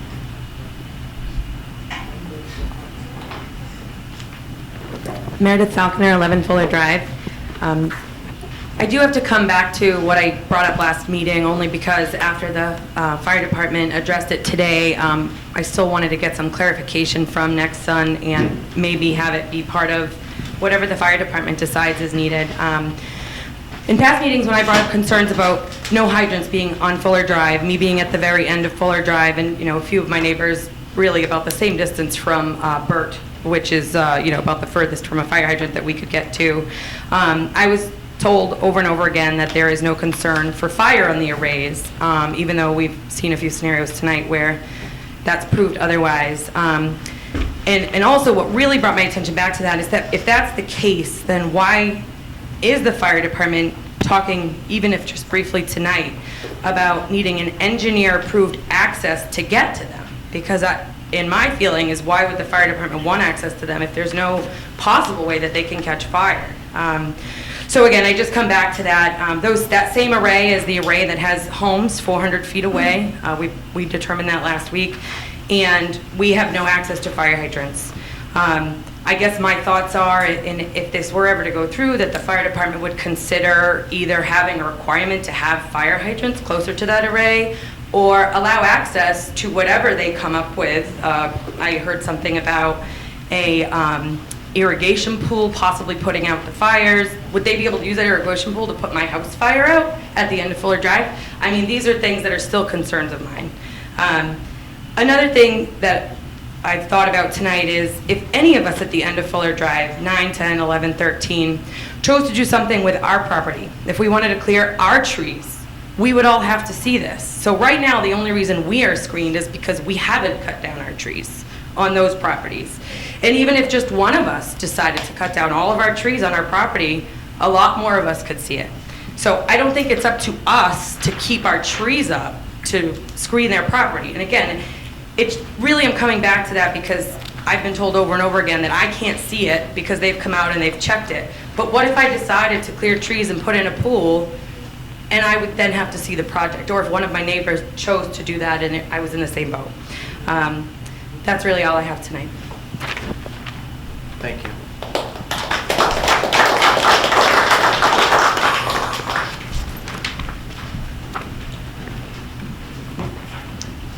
Marion Johnson, 208 Bay Road.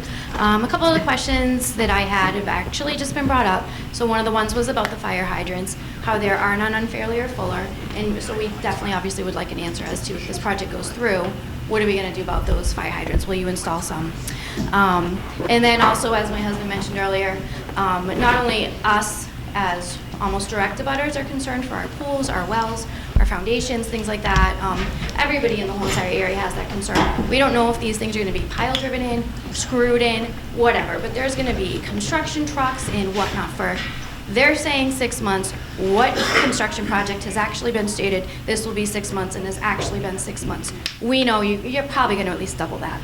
So I really don't appreciate hearing this construction literally in my backyard for probably up to a year. And Adam just kind of put this thought into my head. So he said these are going to be the quietest inverters that are out there. So my question is, what inverters are at Fairley Lane at that array currently? Because, as I have stated before, and this is not a lie, I can hear those inverters from time to time in my backyard. So from Fairley Lane all the way to 208 Bay Road, I can hear those inverters. Are these new inverters going to be those same inverters? Are they different? Are they newer? Are they going to be quieter? I don't know. That also brings up another question. If these things can be silenced, why haven't they put a sound barrier around that array already? Why haven't they tried? Why haven't they quieted those down? So if they can't do it to the current array, how will you possibly do it to 10,000 plus panels? That's all I have. Thank you.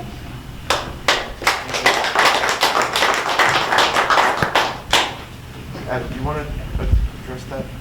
Sure, yeah, the inverter, so to clarify, we don't own that solar project off Fairleigh Lane, we just own land, and a different company that owns the project leases the land from us. So we have no control over any sort of sound barrier installation on that. But that inverter is a Selectria brand inverter, and it is actually one of the loudest inverters out there. So the inverters that we're proposing are substantially less noisy than that inverter off of Fairleigh Lane. Okay, and just a point here, we're going to go, I think, with the next 5 people, and then we're going to try to wrap this up here. That way everyone that was in line had their chance. Okay. George Arventitis, 207 Bay Road. I met up with Adam last week. He was nice enough to bring me for a tour and explain some things to me. I went in with an open mind because it's smaller, so that, and I'm not anti-solar. And I came up with a few conclusions. One, like you went there, you said, and come winter, April, late fall, you're not going to screen anything. In the electric poles, you can't screen it. You really can't. That's the truth. Everyone's going to see it. Fairleigh Lane's going to see it. I'm going to see it. It might be a little farther, but I'm still going to see it. Two, all the meetings we've been through, I just don't trust Nexsun. I'm in the restaurant business. I've opened up 4 restaurants at one point in my life. And going in front of the license committee, I got to know exactly where the sink's going to be, where the oven, exact meters. I got to go right to the point. They have not proven this, and this is a solar farm. Since all these meetings, they have not proven that these things can go. And you guys know that. 3, there's no one in this room, and even Nexsun or anyone, or lawyers or anyone that's for this, doesn't want their children or their families having this in their backyard or their front yard. It's just, guaranteed there's no one in here. I can promise you that. No one wants this ugly and this thing that could be dangerous to your kids. No one wants to take that chance.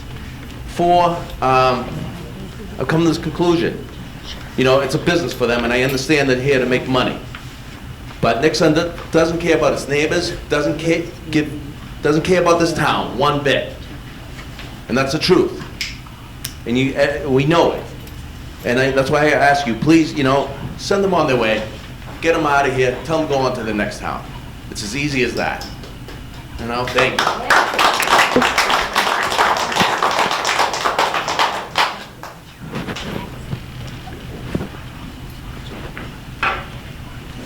I'm Georgine Arventitis, 207 Bay Road. Adam was talking about putting some screenings in to screen part of my property. I'm at 207 Bay Road. And at the January 22nd, 2019 meeting, when asked about planting screening on those sidetrack roads, Stacy states, and I quote, it is sand, so it's not great soil. One of the challenges of planting on this property is that it is sand, so there is not great soil. It's very exposed in terms of getting hot when it's hot and very cold when it's cold. And also a lot of wind, obviously, that crosses the path to the property, so challenging. So it challenges planting conditions. I just wanted to point that out. Also, I wanted to point out, I was able to do a bunch of research and speak with some people. I actually watched a YouTube video January 10th, 2017, the Brattleboro, Vermont special town meeting, where Nexsun had signed an agreement for metering credits. And actually, they bought that from Green Lantern. Nexsun sold part of that project immediately after buying it. And that actually went to litigation. Nexsun moved to dismiss the complaint in court, but Brattleboro opposed the motion to dismiss, and it was found in Brattleboro's favor. Brattleboro decided to walk away, and Nexsun's attorneys said they would walk away too, and that's what they ultimately did decide. Peter Elwell, the town manager, says we would be resolving a difficult matter about walking away. Dave on the planning board said there's a risk to that contract that it would be sold to someone else. And they would be a pain in the neck, like Nexsun was, and drove us crazy. Another board member said it's likely that once the agreement has been made, it will be sold to a different operator, and it is that agreement. In fact, in the first instance, with the first contract, it was sold to Nexsun, and they interpreted the agreement differently, and we did have a dispute that became quite difficult to resolve. Someone else said, I don't think lightning can strike twice in regards to Nexsun. Board members also said it was a very difficult contract issue with Nexsun, resulting in litigation, and the board spent literally hundreds of hours dealing with this. It was very unfortunate, they said. The town energy coordinator states Nexsun did not like the terms the town was operating under, so they pulled out. And he also said, everything I heard is that they've been terrible to work with, the absolute worst. Okay. I'm not done yet. Let's see. I also spoke with Patrick Moreland. This is part of what he said. The town manager of Brattleboro. I asked if their town would recommend Nexsun for project. He replied, no comment. When asked if he would recommend Nexsun, no wait. Sorry a minute. I asked if the town. Okay, for other towns, no. If they, I asked him if he would use Nexsun again. He said no. He also said, do not sign a contract with them, or anyone for that matter. He didn't specifically say them. He said, do not sign a contract unless the town was in complete agreement with every aspect of that contract. I think we need to protect Norton. I think part of this contract that does go through, we need to put in that it cannot be leased to another company or sold to another company. Also, Gloria Vincent, the Historic District Commission, said they had several questions for Nexsun when they proposed a project in the historical district regarding a project in their town, but they never got any answers. I just also wanted to add something else, that this project hasn't even been approved yet, and it's caused me a tremendous amount of stress, anxiety, and sleepless nights. It's affecting almost every aspect of my life. We moved to Norton to start and raise our family, and that's being ripped away from us. We do not want to move our children out of their home, away from their friends, and our amazing community. Thank you.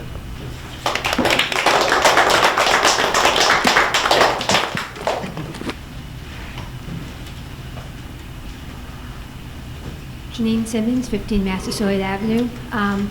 If this plan were to go through, I would just really like the committee to think first and make sure that everything is I's are dotted, T's are crossed with the fire department, just because the batteries are a big concern. There is a lot of vegetation out there, drier vegetation, which could be affected and could actually, with wind, catch a lot of things on fire and cause a lot of damage to homes. My other thing I wanted to mention was when talking about the water, I know that the panels per se do not have maybe a lot of the different metals that we talked about. However, at the Conservation Committee, one of the things the pier person did speak about was the fact that the piers being drilled or pounded in could actually redirect water flow, which could bring metals in or around from other directions, or could affect the wells of the surrounding area. So I just want to make sure that the environment is protected, because the environment is really a huge part of us, and since they are appealing those conditions, that really concerns me for all of Norton. Thank you.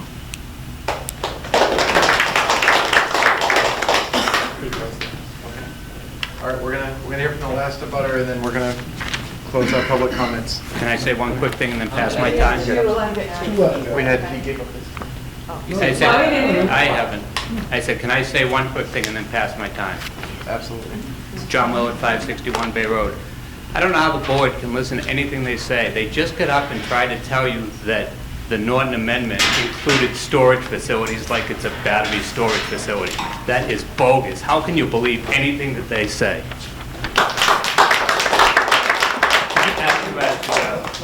Well, no, it's fine. Hi, Joe Cogliano, 202 Bay Road. I also wanted to comment about that You're taking regarding... over the rest of his time? Excuse me? This is the last speaker, so you're taking the rest of this time? You were not in line when we started. No, he's still my time. There was one more speaker. You said 5 after, I was number 5. He was number 5. Yeah, he was the last I checked one. everybody in line when we started. He testifying. defers, yeah, Who defers? John defers time to you. Is he the last one, number 5? Yes. Okay. The last person I'll was make that it gentleman quick. right there. I'll make You're this quick. taking the last 2 minutes here, I'll so- make this quick. Basically, what I was saying is that the Nexon Council was quoting something that's located under location setback and screening requirements, and has to do with architectural compatible structures. There's nothing to do with where it should be in the bylaw, which is under required documents or requirements for the installation. It also does not say battery storage or energy storage. It says storage facilities. That could be tools.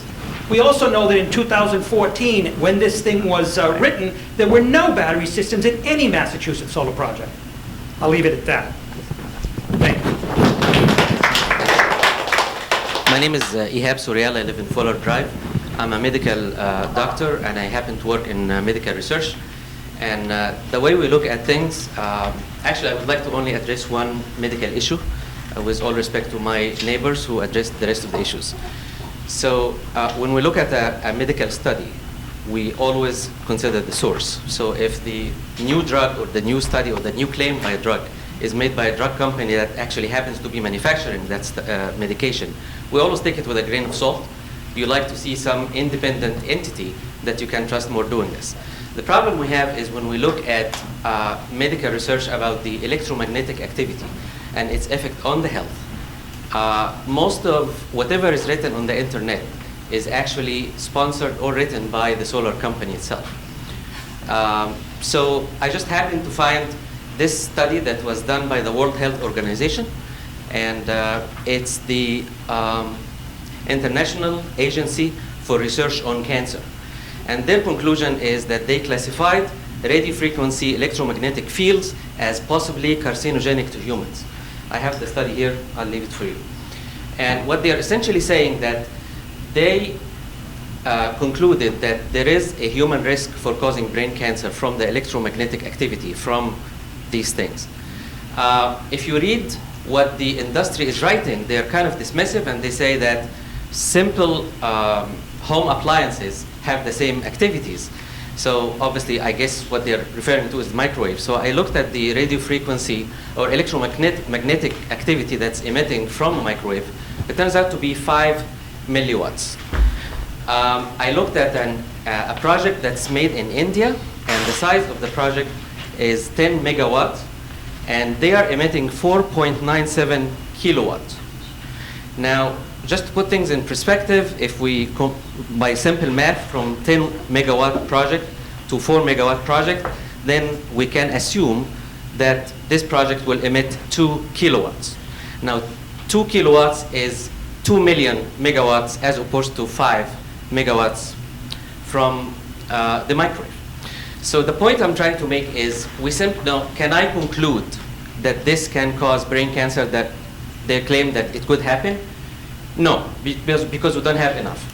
But all what I'm trying to say is we need more information, we need more study. I will be happy to listen if there is any studies that was made on human that actually shows with that proximity, with people living that close, being exposed to this electromagnetic activity day in and day out, were they proven to have any health risks to them, or even worse, to the young brains that's around for the little ones. So this is essentially like living inside a mega microwave all the time. And so we need to consider this, and I don't know where you guys live, but I would trust that you will think of this as the safety of the little brains of your children and grandchildren when you make your decisions. Thank you.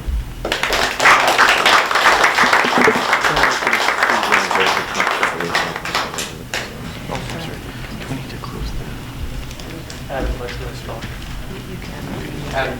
Yeah, just with respect to the doctor, I don't think that those were the correct calculations to apply here. We have... Hold on one second. As I asked, I don't want to have to clear the room, but I will. Please allow him to speak. You were allowed to speak. Everyone here got their chance. And we did submit 3 independent reports pertaining to EMF for this size project.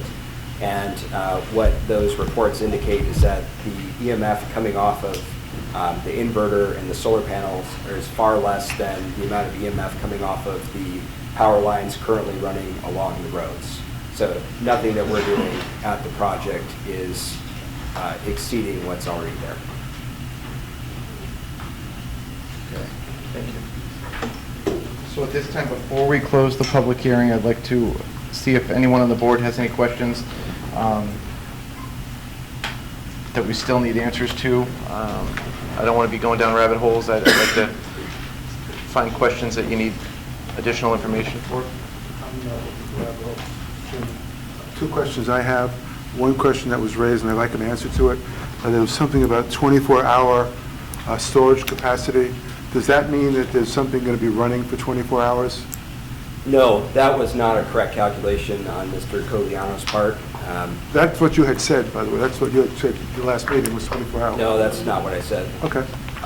What I said was that there's sufficient storage for 6 hours of duration, so that when the project starts to decline in production in the afternoon, the battery starts to supplement it, and it will generate into the evening hours.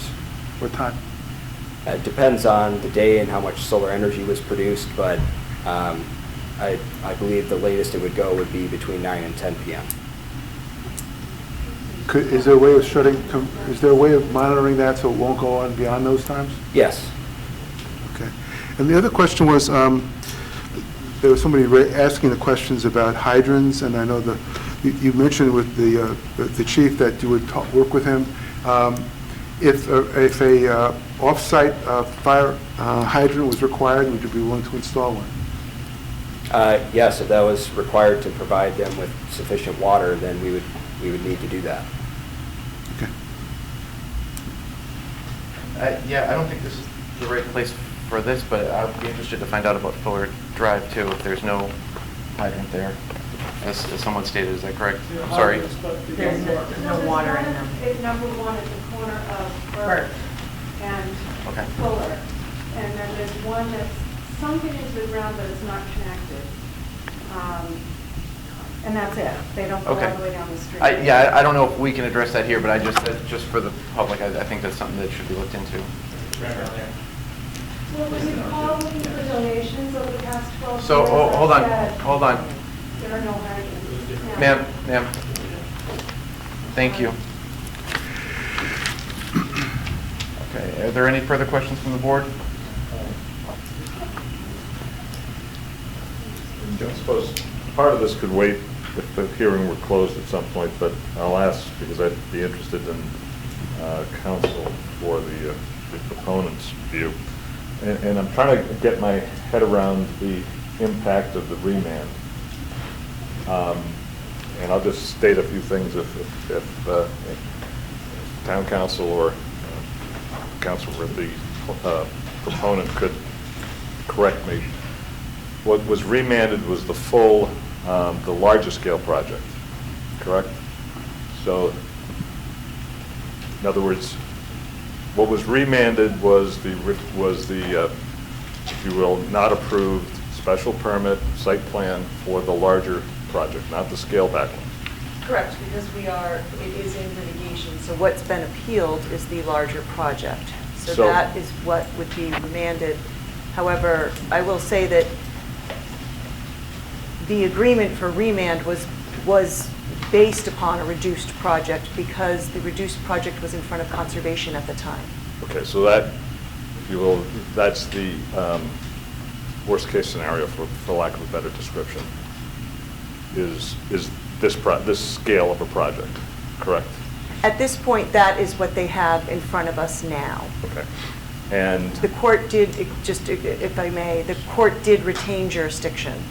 So therefore, if it goes back to the large project or not, that would be up to the judge. But he did retain jurisdiction. Well, that's what I'm trying to understand, Yeah. that still is at play. Yes. The fact that the applicant has appealed the Concom's, I'll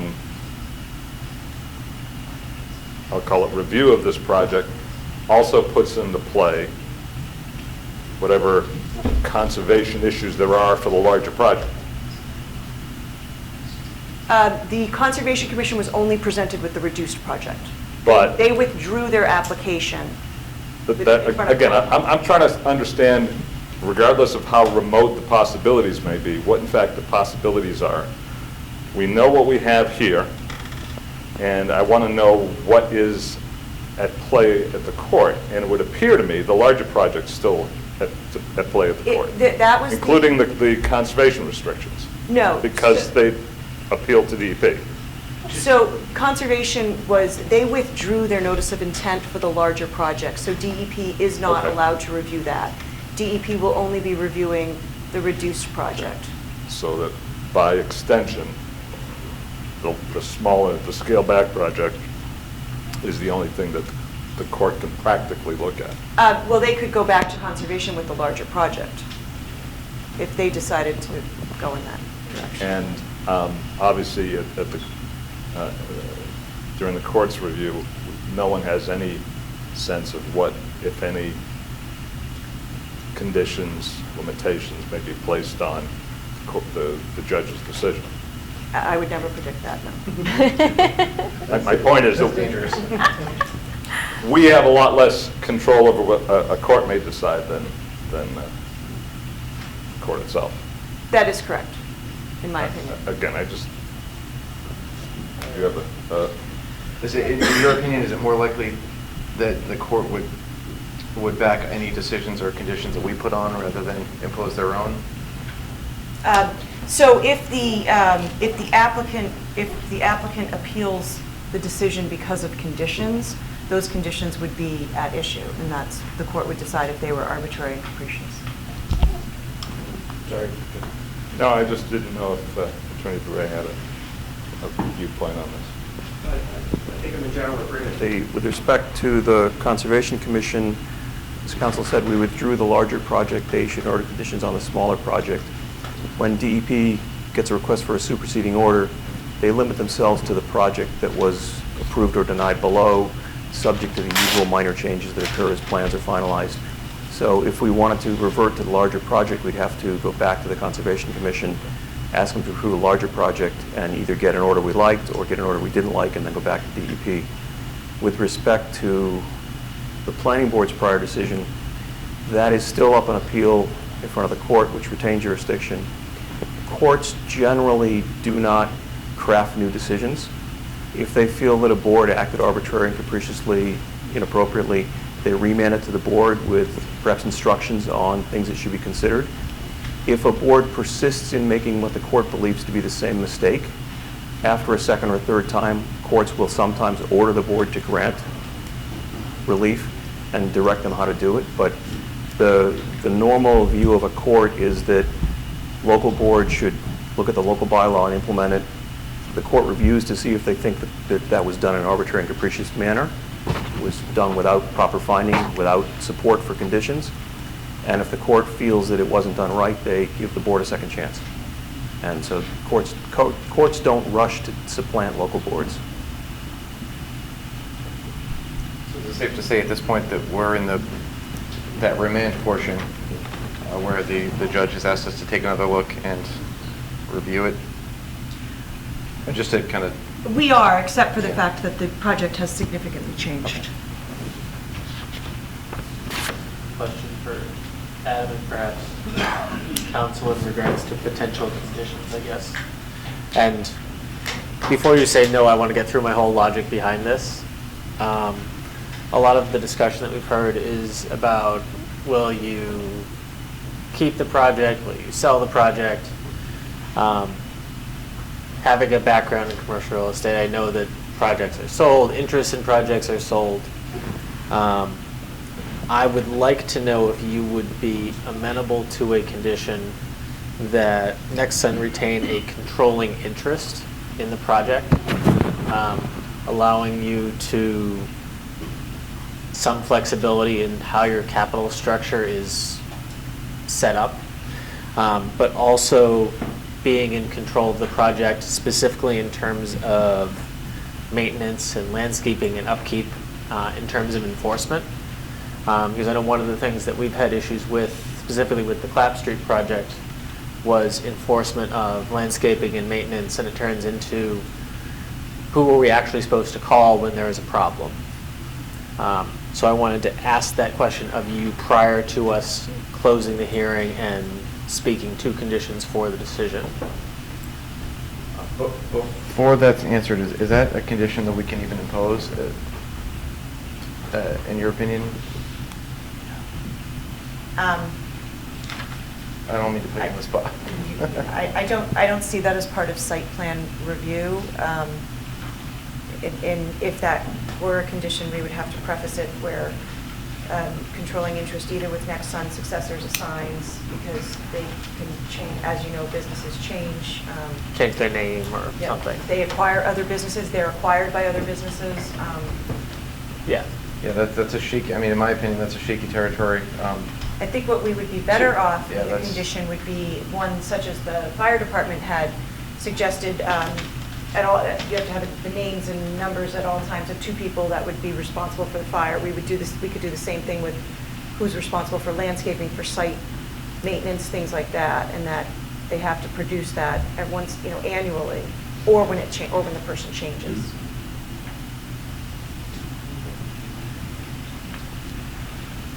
I agree with town council that imposing an ownership condition on a site plan is probably inappropriate. I've certainly never heard of it before. The site plan is going to run with the project. The building permit will rest on top of the site plan. So if Nexsun were to sell all or a portion of the interest and the successor wasn't properly doing what they're supposed to, ultimately you could revoke the building permit and order the project removed if they didn't come into compliance. So you will have a fairly powerful enforcement mechanism if the successor were to make a hit.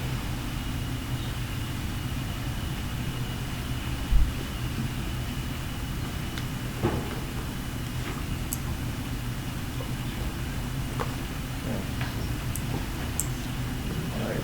Any further from the board?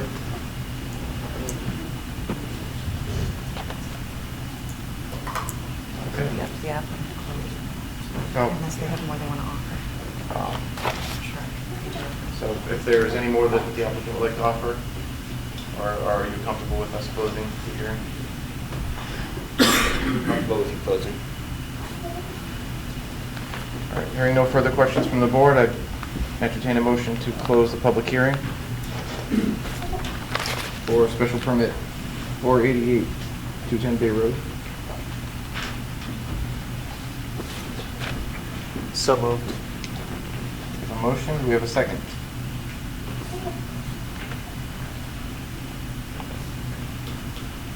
Second for purposes of discussion. Motion and a second. Okay. Discussion? If we're having some discussion, what I'm still troubled with it, there's a couple of areas that we've never had some peer review on. I mean, there's a representation by the applicant that they can't move this inverter. I don't understand that, and I'd like to get somebody else to explain what other options we have and to where they could be located. We've talked about, I think they have agreed to some sound testing. I'm not sure if they've agreed to water testing or not. And I would myself like to have made sure that they're on a closer page with the fire department as to what's going to happen, especially as it might affect the property and how it's laid out and what our permit is.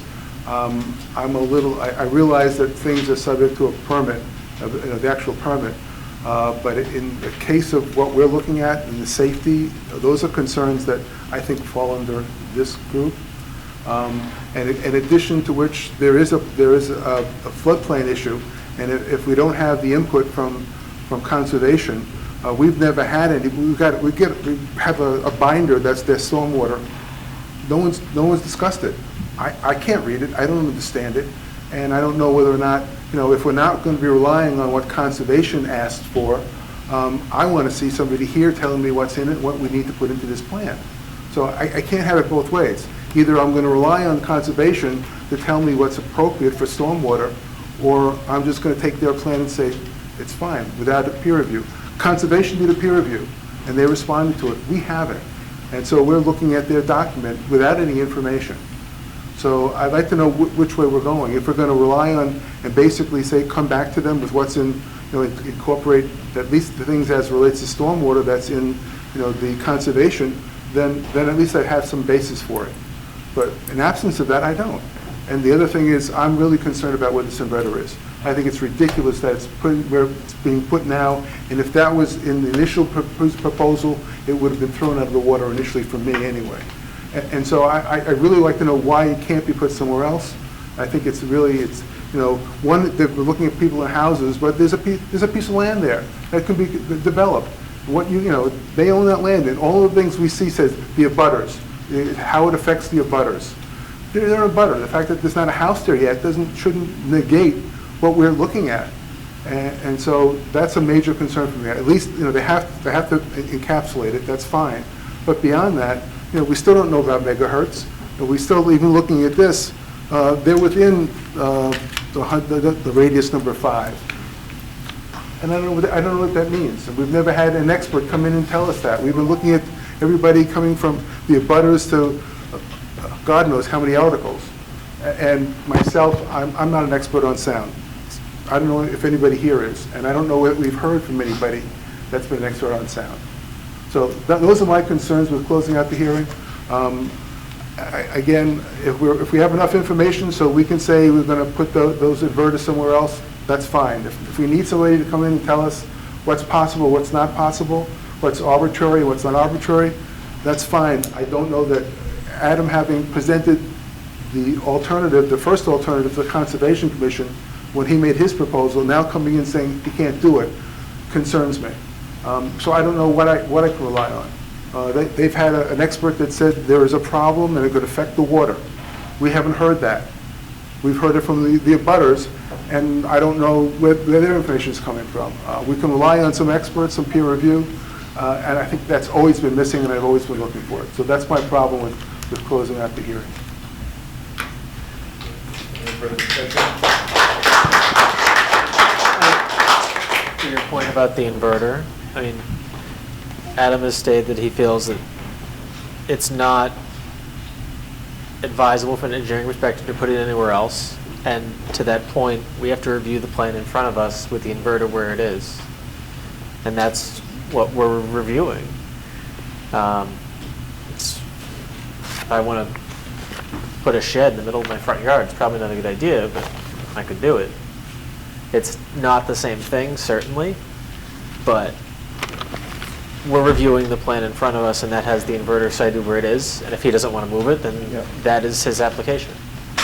And that was made clear, I think, a couple times. And at the last meeting, just to be clear, I mean, I made it, I specifically asked the board to put together a list of anything and everything that we would like to see addressed prior to this meeting, and to come to this meeting. And from my perspective, everything that we asked for at the end of that meeting was addressed, whether you agree with it or not, whether you believe it or not.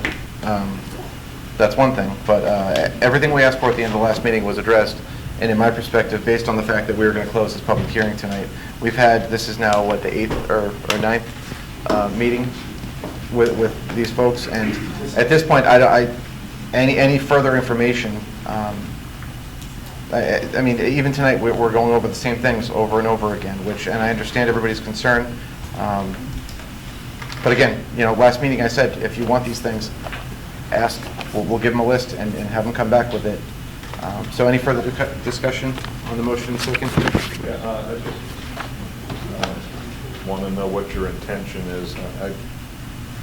I agree with a lot of what you said, that a lot of what we've heard a number of times.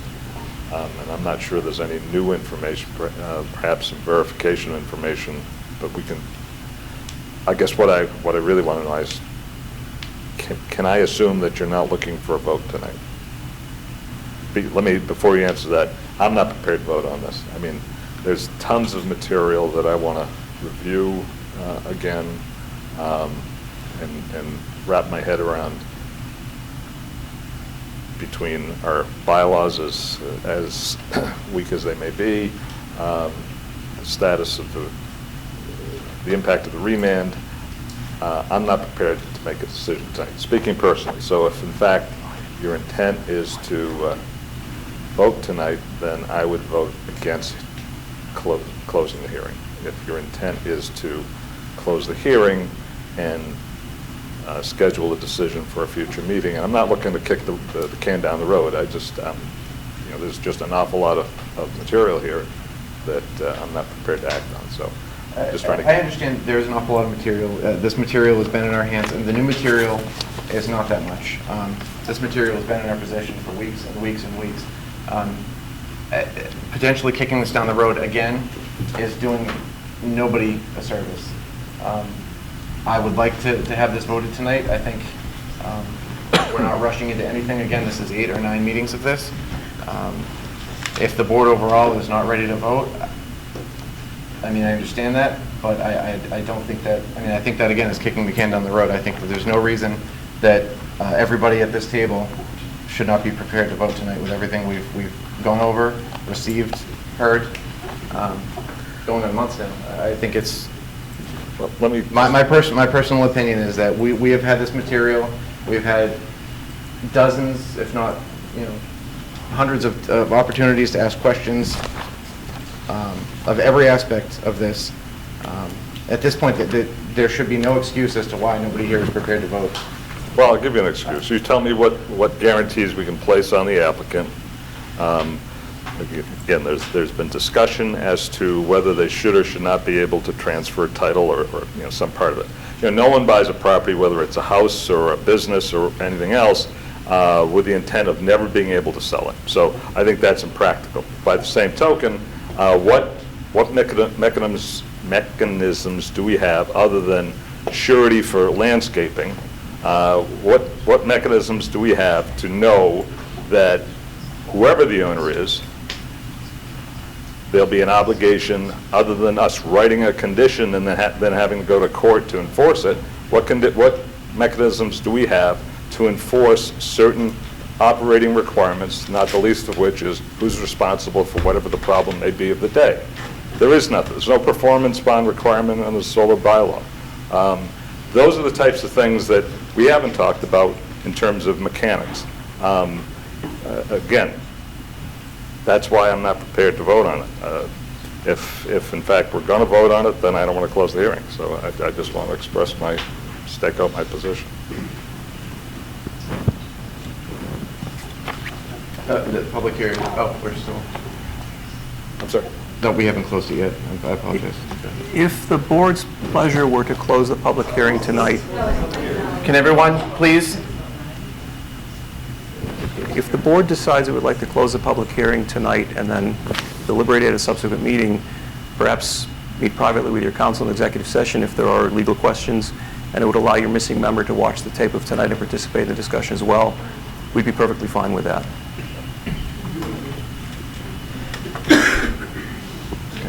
And again, closing the hearing would still require a motion and a second to vote it. So at this point, we have a motion and a second to close the hearing. Is there any further discussion?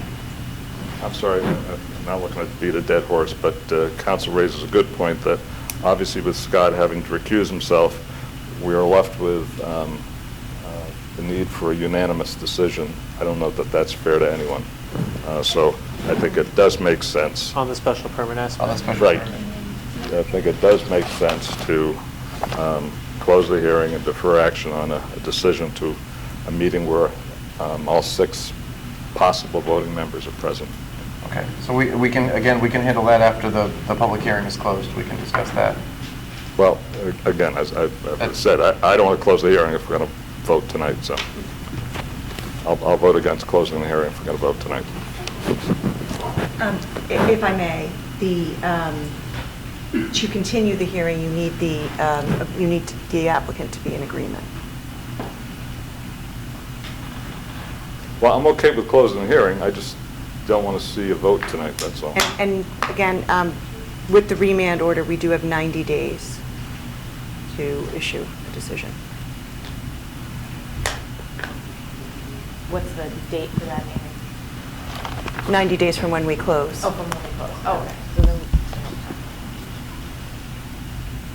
Yeah, there's nothing requiring a vote tonight, and, I mean, I'd be open to further discussion regarding conditions. Obviously, we want to make sure we get it right, and we don't rush through that portion of it, so I agree with you on that, Joe. But as far as the public hearing, I think, at this point, other than conditions that we need to impose, I think everything is, we have an abundance of information. Well, again, conditions assumes approval. And let me just put it right out there. I'll vote against it. I'm not saying how I will or will not vote on this in the long term, but I will vote against it tonight if we come to a decision tonight. Okay, noted. So there's been a motion and a second to close the public hearing. Is there any further discussion? Okay, all in favor to close the public hearing? Aye. Aye. Opposed? We have to do a roll call. We're going to go down the roll. Orin? Tim? Aye. I will vote aye. Julie? Aye. And Joe? Yes. We can close it with that, right? Yeah. Okay. You just need a majority. Okay, we have a majority, so the public hearing for a special permit 488 is closed. Now, is everyone on the same page about postponing the vote until we have a little bit more information from what Joe discussed? What are your Just thoughts? to clarify, we won't be getting any more new information. No, We're not gonna new be information, we'll be evaluating evaluating, correct, I apologize. Steve, can I make a motion to that effect? Yeah, how would we word that?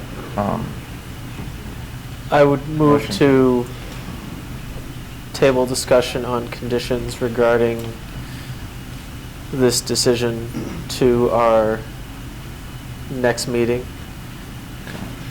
And Joe, to address what I had said before, I think discussing conditions more than likely would impact a vote, yes or no, whether passing it or not. So it wasn't assuming that it would pass, I think. Well, there's no point in setting conditions unless it's approved. Well, and I guess to cut to somewhat of a chase, I'm sorry, that Tim had a motion. I don't need to step on it. Okay. Motion to table the vote. Do we have a second? second. All in favor? Vote. Aye. Aye. Aye. Opposed? Aye.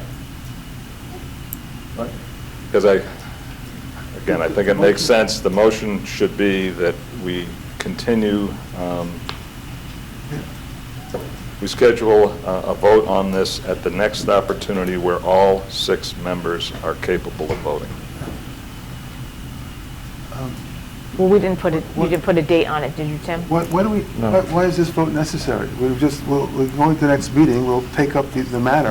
Well, And then we'll have to say we're taking a vote next week or not. We're going to review this matter and review conditions and Right, but- reach a vote. We reach a vote. We have 90 days to do that.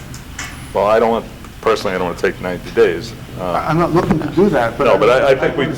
You don't say now, I'm going to take a vote next week. I don't think I I think we can specified. that we specify, would- we're just gonna table I the don't think vote. I specified a date that we would vote, just that we would continue discussion. Table the vote was the Table the motion. vote. Table the vote was a motion and second. So then nay is your vote, Joe? No, at this point, it doesn't matter, so. Okay. We'll try that again. All in favor of Aye. tabling the vote? Aye. Aye. Aye. Aye. Okay. All opposed? Okay. The vote on this will be tabled. Thank you all.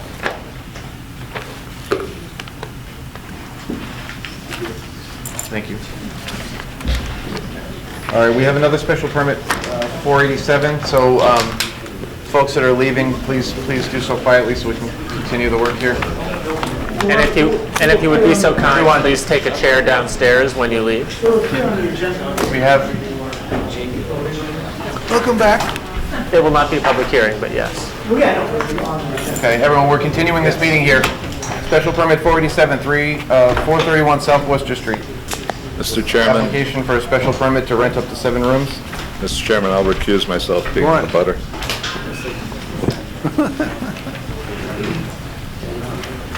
Okay. That one.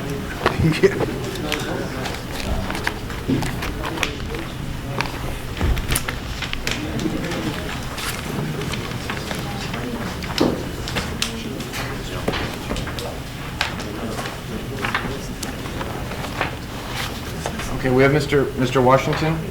Mr. Williams, I'm sorry. You can come up and let us, does he have a microphone? Oh, there's one. We're gonna have him on this side. You can use the one on. Shane's going to give you this one, I think. Thank you for your patience. First of all, thanks very much to the board for inviting me. The point here is, my 8 grandkids were born in our house. I'm not ready to give it up. I'm about to retire, and my retirement would not meet my mortgage. My aim is I'm going to reserve the middle floor for myself and my family and give off the couple of rooms. I got 3 rooms upstairs.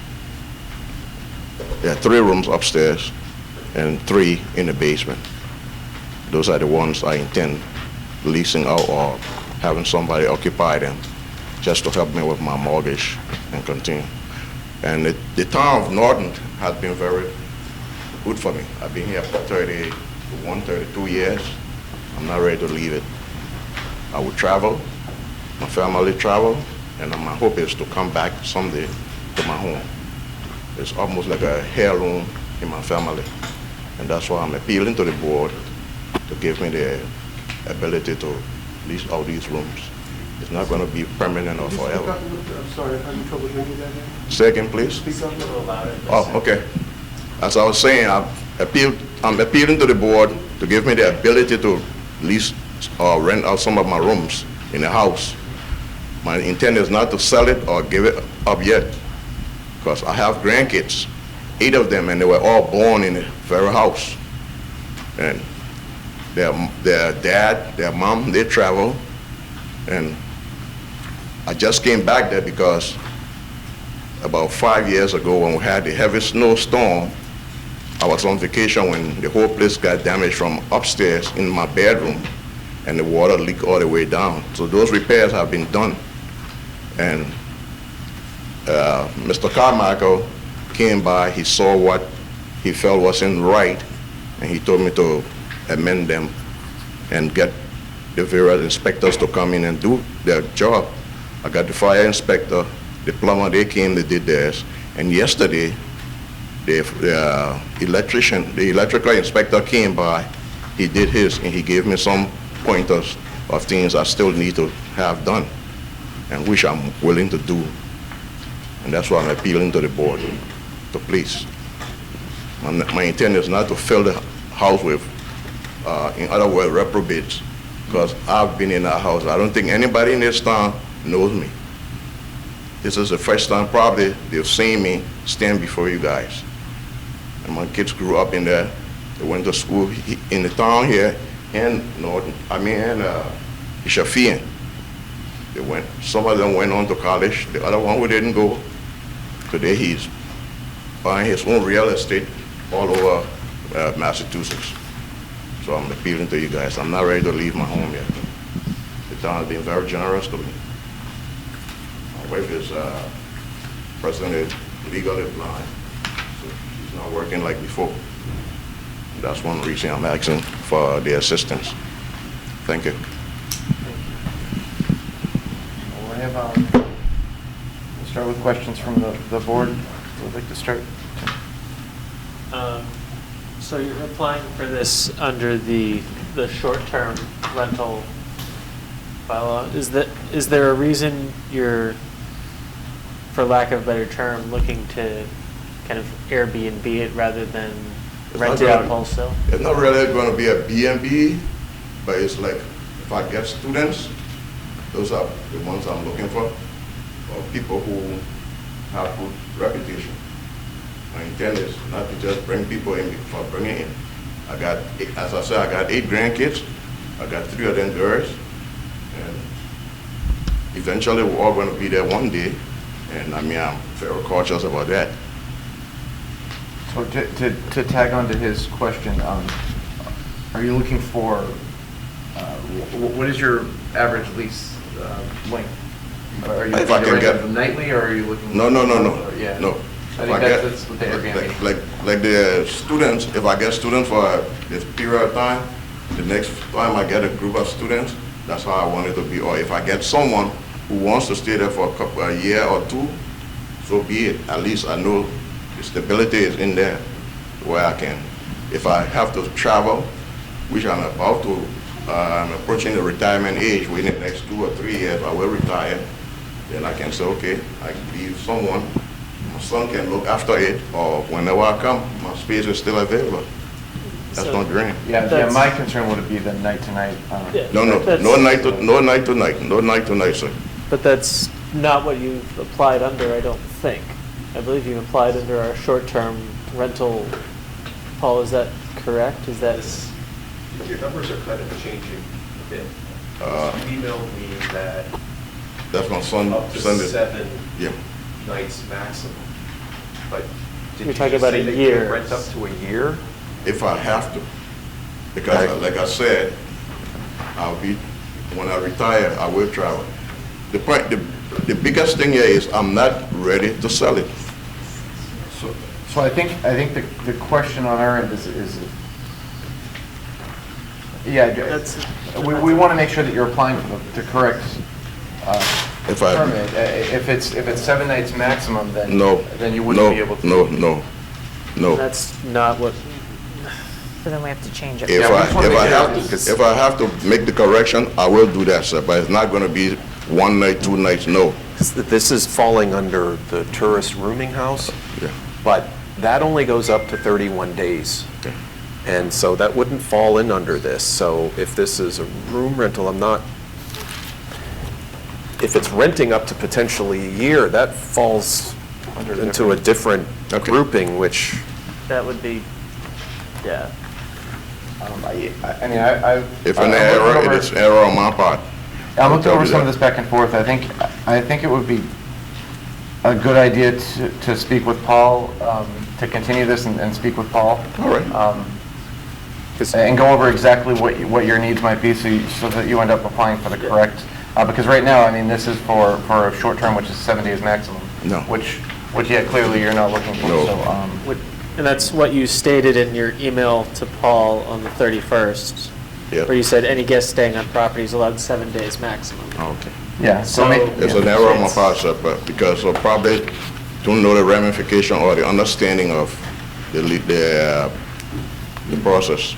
I mean, from a blunt perspective, it's almost like the difference between applying to build. The difference is a much bigger difference. Yeah. The difference between applying to build a house versus building a factory. It's kind of like you're applying under 2 different.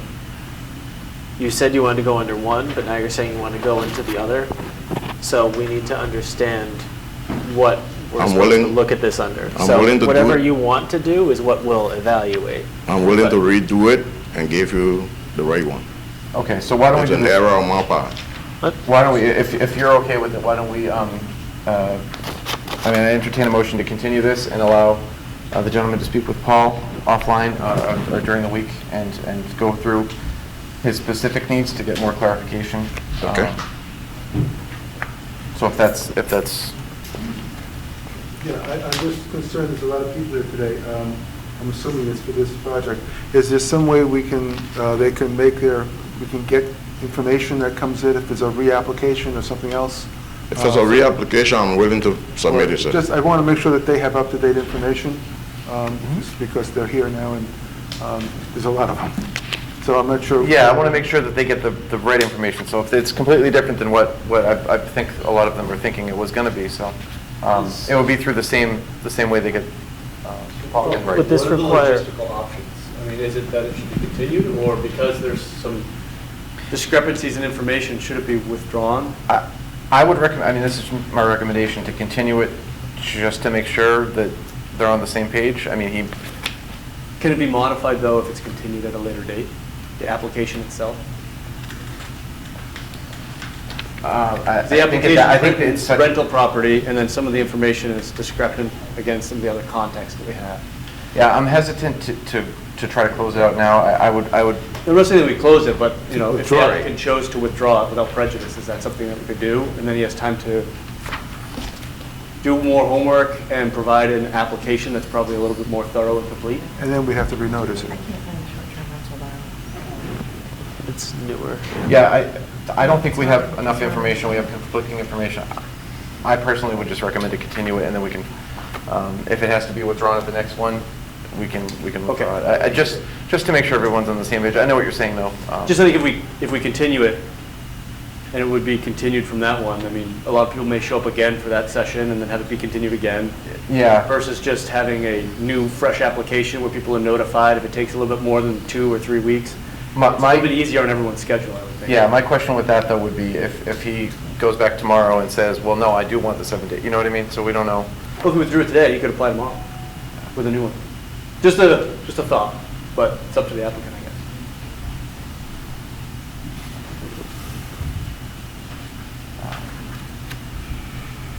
So, yeah, would you prefer us to withdraw? I mean, how would that work if we? Whatever decisions you all make, I'll go by. I'm trying to find where the short-term rental, so I went through this and it's just full of conflicting information. For example, it's in writing that he's not going to live there, but then he just said he was going to live there. No. I am going, my son and I have been going through that already. I've told him I'm going to live there because, you see, I don't want to be an absentee landlord. Because when that happens, I mean, a lot of activities can go on that I probably wouldn't like. Number one, if I'm not there to clean up my property, I may end up getting into conflict with the renters. So it says in July 31st at 5:34 PM, there are 7 bedrooms and 4 bathrooms. I will not be living on the property. And then it goes on. So I think because of the conflicting info, should we have him continue it, or should we? I mean, he has to. It's up to him whether he withdraws it or not. And if he doesn't withdraw it, then you guys have to make a decision on an application that doesn't seem to make much sense. I'm willing to withdraw it and resubmit. Okay. Okay? I think that's probably the cleanest way to go. Yeah. Okay. If you're willing to do that. I'm willing. Yeah. Work with speak Paul. and he'll. Right. Get the parameters correct. If you're going to live there, how Yeah, many he's gonna rooms, withdraw. how many bathrooms, Okay. you know, all that, and I got then we'll be able to 3 really rooms have upstairs, 1 a bathroom. dialogue. He has to request withdrawal without prejudice, and you have to accept that. Okay. So- So at this point, you have to request to withdraw without prejudice. Which means that you can Excuse me, send it everyone? back later. That's, the without prejudice means that you can resubmit once you're ready to. Yep. So you would have to ask us to withdraw without prejudice and. Okay. In this instance, I appeal to the board that I withdraw my application without prejudice and resubmit it. So moved. I move to accept Okay. his withdrawal. Second. Motion and a second. All in favor? Oh, I'm sorry, discussion? Oh, okay. All in favor? Aye. Opposed? Thank you very much, Mr. Williams. Please get in touch with Paul and Already. go through it. Thank you, sir. Thanks for your time. Anything else? Nope. Okay.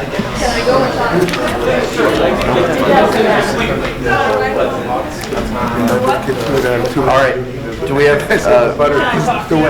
a motion to close the meeting? Excuse me, folks, we still have a meeting going. Sorry. Steve, this woman's in a butter and she wanted to talk to us about something about the application that was withdrawn. I'm not sure if that's... That's probably something you can talk to Paul afterwards, okay? Yeah. Okay. All right. I think that's all we have on the agenda, so I'd entertain a motion to... Before, I thought we were going to mention, did Kevin give you some dates? That we were going to look at some dates for going forward? Because we only have one more meeting scheduled, right? That's Yeah. right. I thought Kevin said he was going to give you some windows of when it's not available. Did you do it? I didn't get anything from Kevin, so let's, yeah. We only have one more scheduled? I think so. 20th, August 20th. All right, yeah, we need to schedule September. Just a question on general logistics. If a board member misses a meeting and they watch the video to make it up, Then they fill out does a that have to go form on the to, formal record, or is that form within the meeting? Or does it get done behind the scenes? The clerk, you can get the form and have this filed with the clerk, and she'll file it in her file. Right. So there's a You form. have to that- sign the form before you can participate in the meeting, Right. in the next meeting. And then that form filed is with the clerk. logged? With the clerk? Yes. It actually gets logged, but from yeah, Paul and it he'll- does Just have- wanted to know. Yeah, I send it out to you, but you all have it. It's in the Dropbox. I've seen it, I just didn't know, Yeah, we like, have it. do I have to present it here? Hey, watch Right. this, here you go. Just fill it out after. you don't have to watch hand the in your video. homework to us. Okay. I didn't know if it was part of the. So let's talk about September meetings. I don't want to schedule too many. Does anybody remember what Kevin said he couldn't be available in September on? I don't think he had his calendar with him, is the problem. Yeah. The 3rd would be the day after Labor Day. So we can change this if we had to. Yeah, I think the 3rd's out for me, definitely. Is everybody okay with the 10th? The 10th and 24th? The 24th, I would not be available. Yeah, the 24th is not good for me either. We can do it back-to-back, the 10th and 17th. Any of that worked for me. What are your thoughts? I 17th works. don't think I have anything going on then. At least my Alright. calendar says no. Which is all I have. 17th? 10th and 17th it is. Of September. Yes. And we're going to move the meetings up to what, 4 o'clock in the afternoon now? So we can hear everyone. Speaking for myself, I like the current time right now, just for home purposes, but I'm okay keeping it current, how we have it now, just for now. yeah. Although if they keep going this late, I'm going to get yelled at. Just kidding. Okay, 10th and 17th, same time, everyone? Yep. We don't need to vote on that, right? No. No, okay. So now I will entertain a motion to adjourn. So moved. Second? Second. Any discussion on that, guys? Yes, please. All in favor? Aye. Thank you all. Thank you. Long and meeting, but a good one.